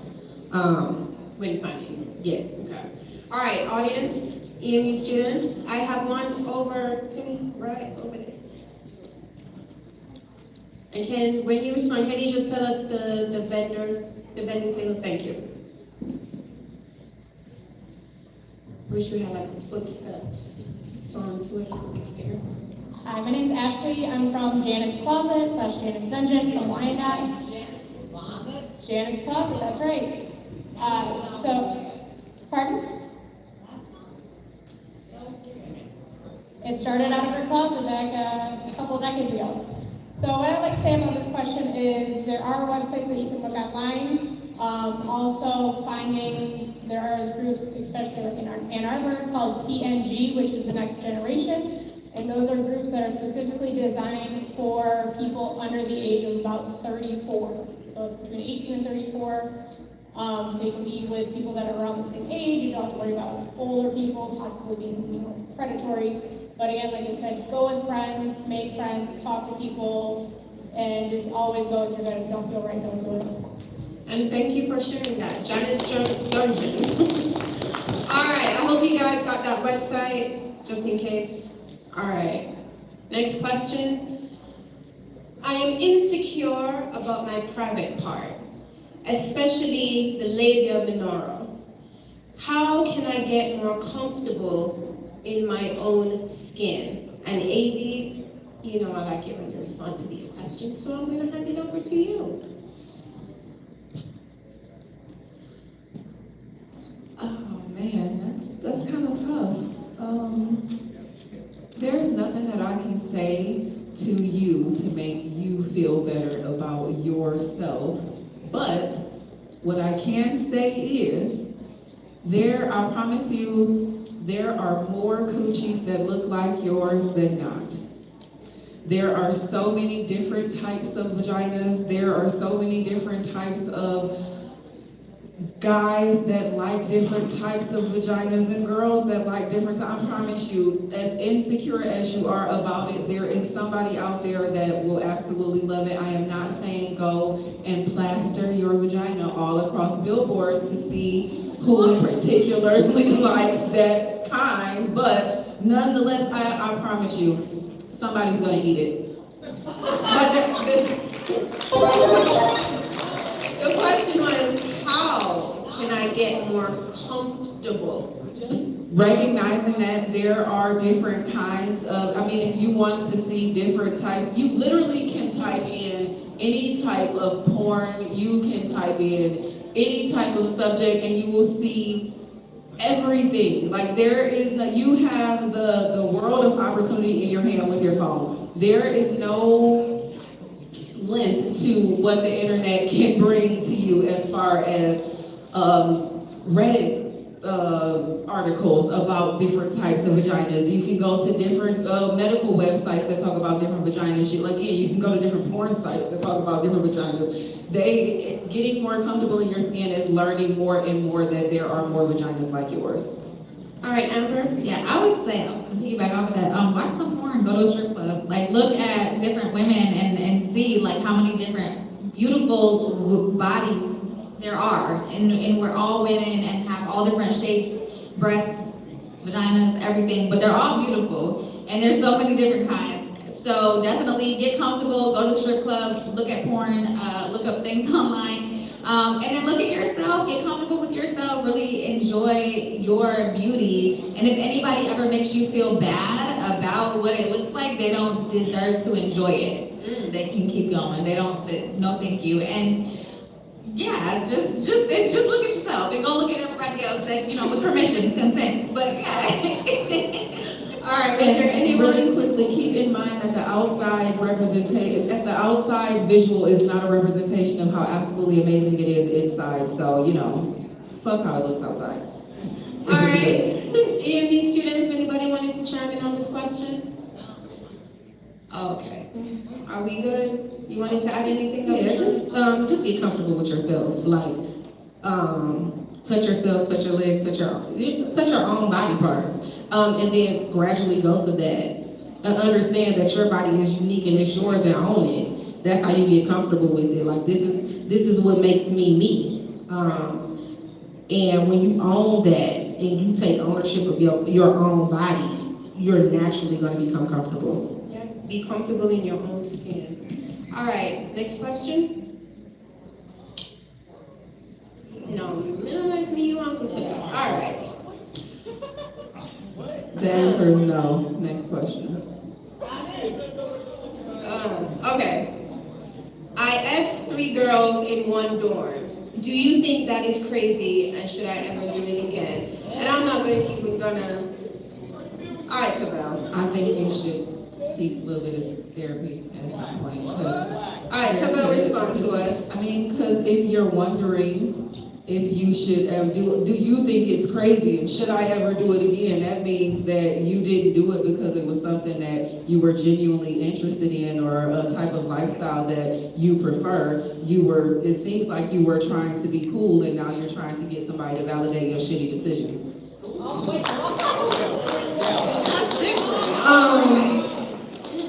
My thing is, I don't think that anyone is crazy for their sexual preference or their sexual appetite. The issue is, are you honest?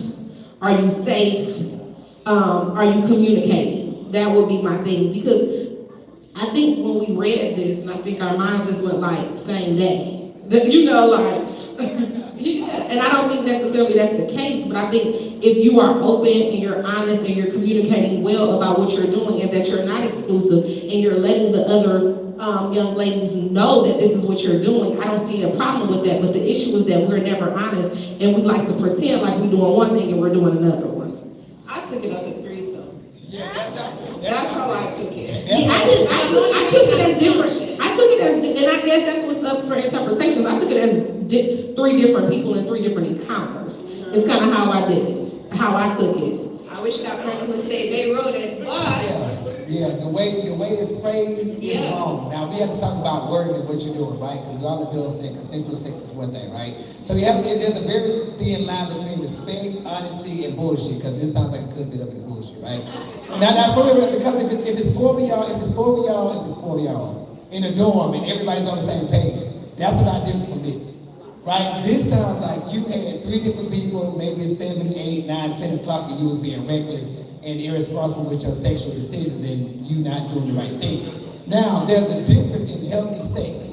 Right? Now, if you and 3 girls say, hey, let's go have a foursome and have a good time, that's different. But when you use that word right there, it kind of takes respect and out of the situation.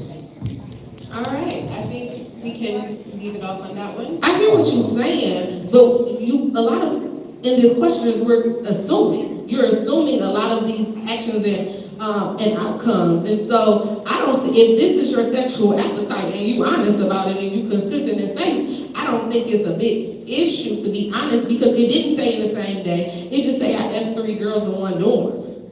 That could have been over 2 semesters. Like we don't know what that looks like.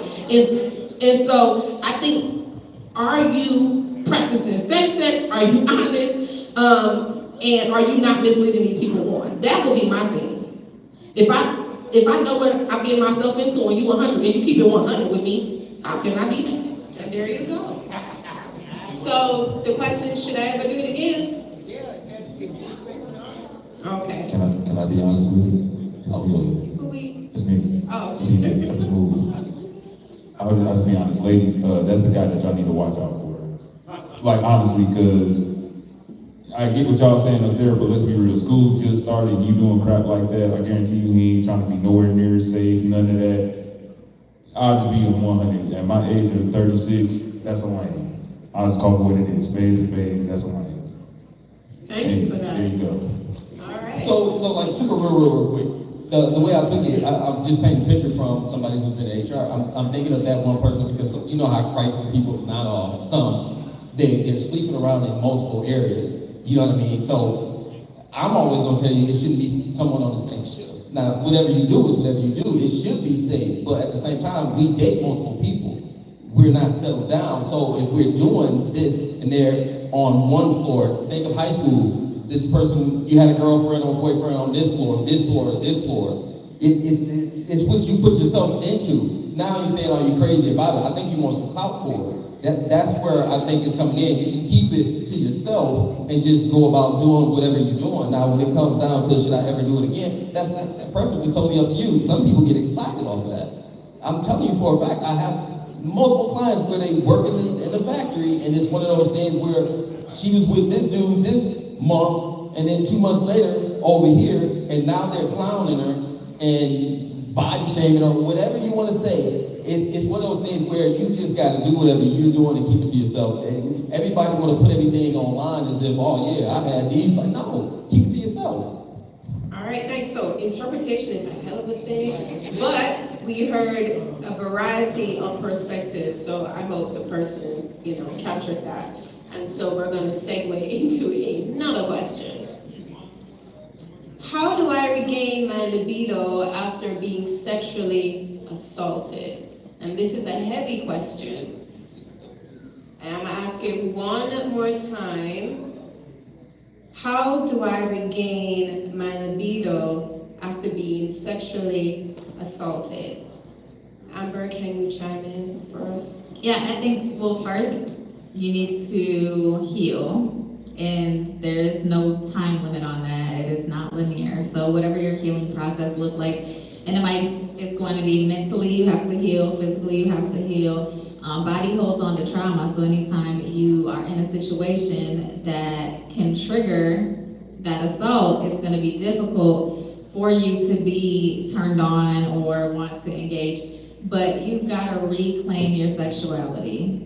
Whatever happened to you, whoever took that from you, take it back. It's yours. It was never theirs to take. So you've got to own it, take it back. Once you take back your sexuality and you own it, you will feel so freed, and they no longer have power over you. So it's about healing, and don't be too hard on yourself. And if it doesn't come right away, that's fine. Take your time. Be kind and gentle with yourself. Give yourself time. But really take the time, as much as whether you go to therapy or you talk to people, all of that. Like, take your time getting back to your own sexuality too, and discovering what makes you feel good, what makes you feel comfortable. It might not be full penetration just yet. It might be other things, but you have to explore that on your own first before you're comfortable doing anything else. But definitely take the time to reclaim that. Thanks for that, Amber. All right, Lakita? Yeah, and I completely agree with Amber in the sense of taking time to heal, taking time to unpack what happened, giving ownership to the perpetrator and not holding that for yourself. But I also say any time you are in a situation where there is sex on the table or you're preparing to have sex, you have to be safe. You have to feel safe. So that any sexual, whether you've been assaulted or not, safety is where you are open with your partner. Safety is where you're able to have and gain a libido and be aroused. So if you're still in a space where there is pause, there is still something that is keeping you from being sexually active with someone or feeling good about it afterwards, take that time to heal.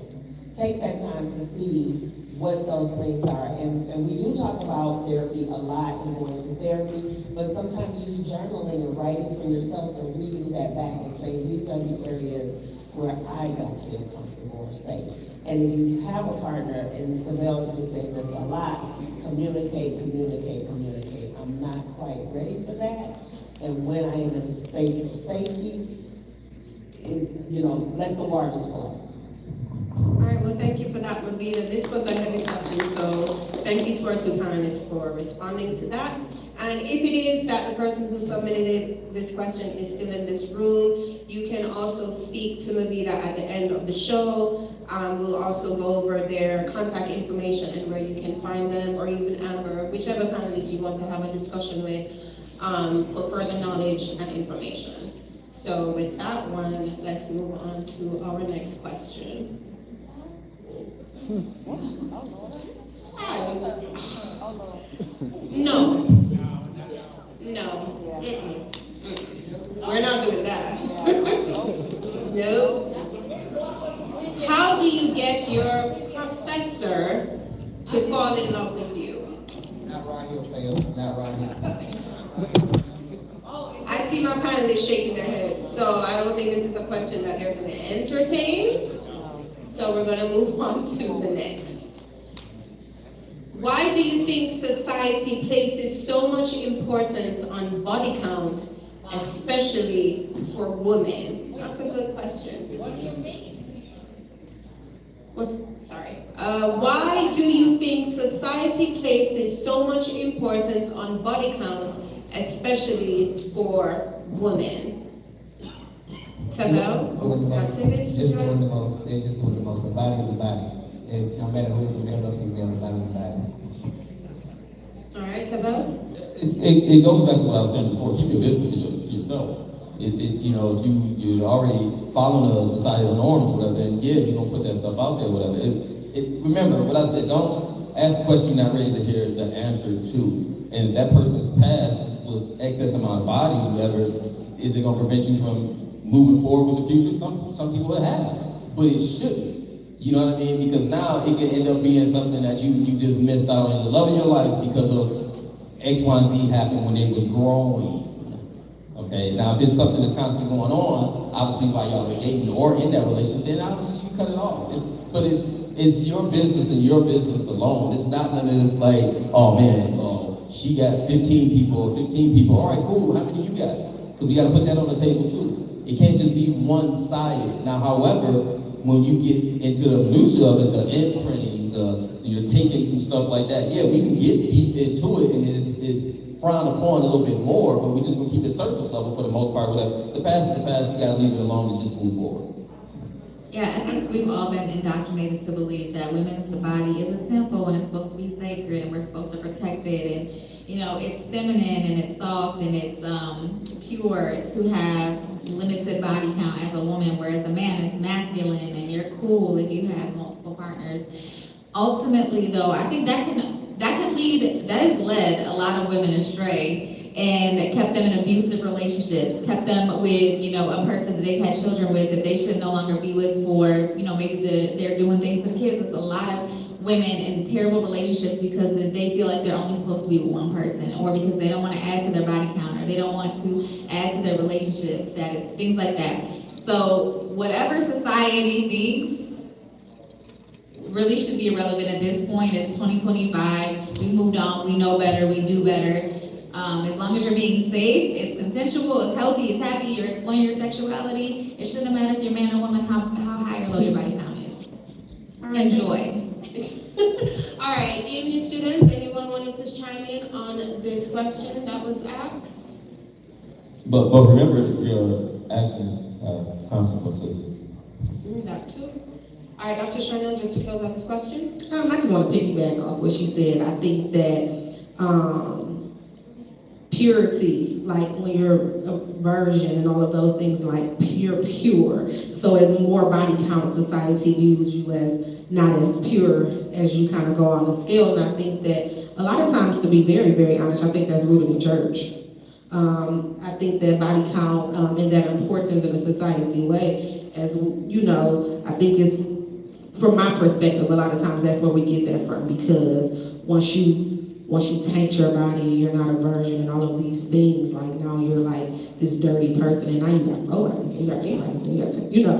And I think that is the real reason why society thinks that. I think that we, even though it is 2025, we still carry old traditions. Yep. Okay. All right. As long as it's safe sex. As long as it's safe sex. You have to have the safe sex. I like that. Safe sex. Sex zone.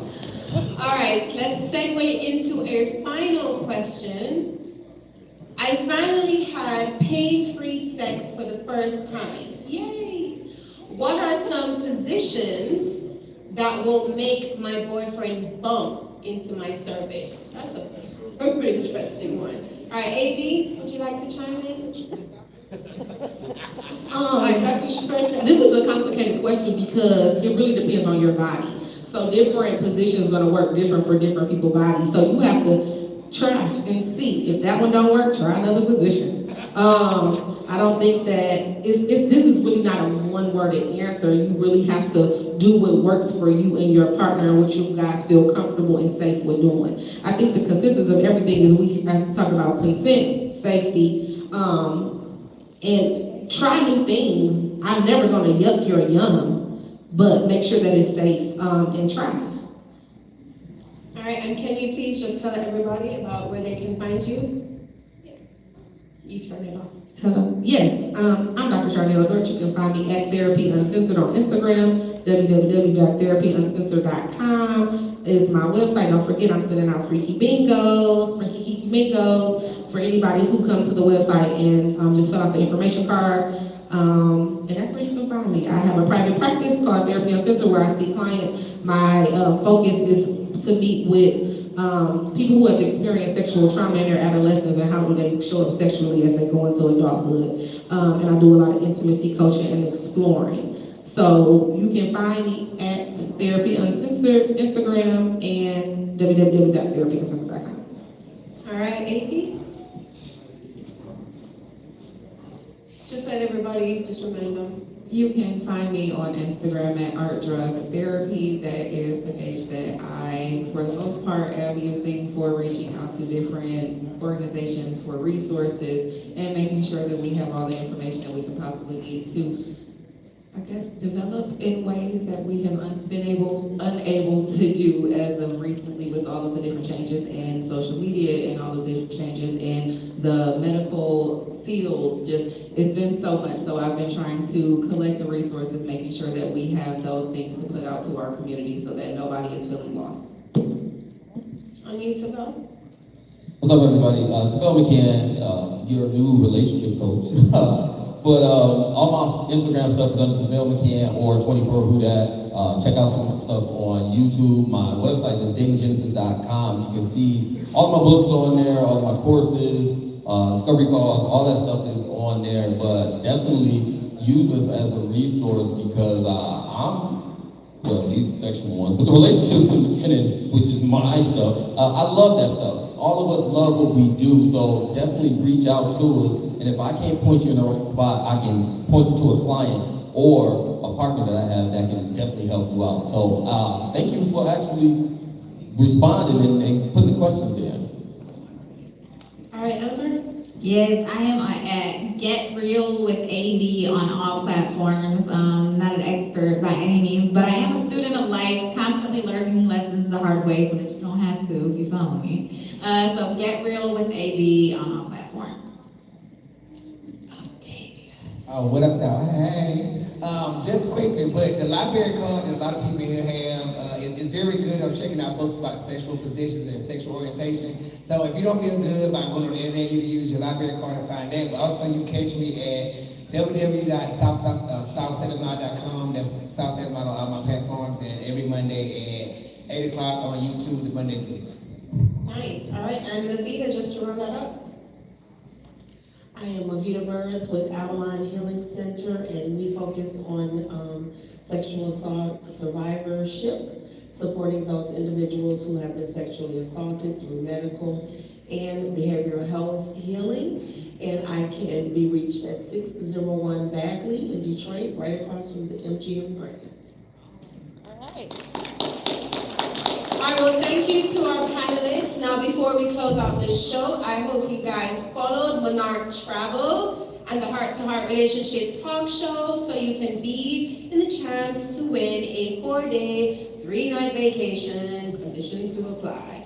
And with that being said, Monarch, I see you have the bowl.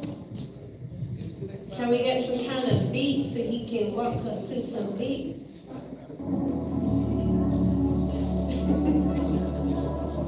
All right, so for those who got their raffle ticket, because you follow the 2 pages,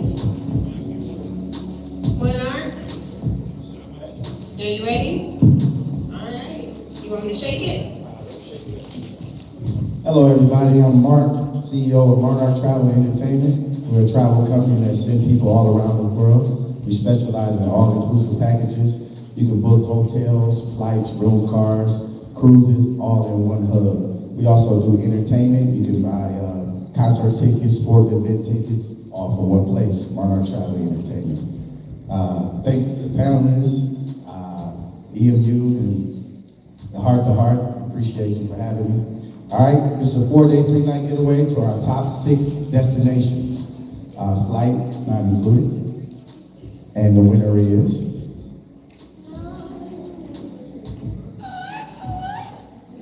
All right, we're gonna pull and we're gonna read off the last 4 digits of the ticket. So it's winner is 1724. Is you still here? 1724. Dun, dun, dun. All right, so no go. We're gonna pull until we win, right? Okay. And the last 4 is 1740. 1740. Winner, winner? No? No? No.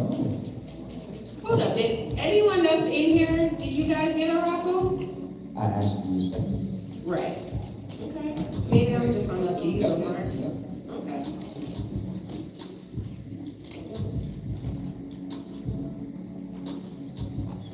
And the winner number is 1729, 1729. And we got a winner. 1729. Congratulations, come get your ticket. You gotta say cheeks before you come get your ticket though. And you can follow us, Monarch Channel ENT, on all platforms. When you leave out, you can scan the QR and you'll be able to see everything right there. Thank you. Nice. All right, well, let me bring up our producer, Timothy Hill, to close out this show. All right, so I hope you guys enjoyed tonight. Like I said, it was a lot of information given out. We do this monthly at Cola Lounge in Farmington. We also move around to different locations such as hotels, we do festivals, and we're looking to do more schools. So if you like the show tonight, please continue to follow us at Heart to Heart, RTS on social media. We are also on YouTube. We're building that page up so you'll be able to find videos and clips of different celebrity panelists that we have pertaining to questions that have been submitted by the audience. Finally, again, I want to say thank you to the EMU for having us. Definitely want to give a shout out to our DJ crew, our panelists. And then one other thing I'd like to mention, outside of this, I am part of a nonprofit called Motive. What that is music therapy, where we're able to record music from inmates on the inside, break it down to different sessions that we can teach to the youth so that they don't follow that same path. So there's some information on that on our tables. Our president is actually right, or our founder is actually right here in front of me. But please continue to check that out. We actually do sessions in IPSI with that, and you can find out more information on this page. But other than that, I want to thank you guys for being a great audience, for participating, and have a good night.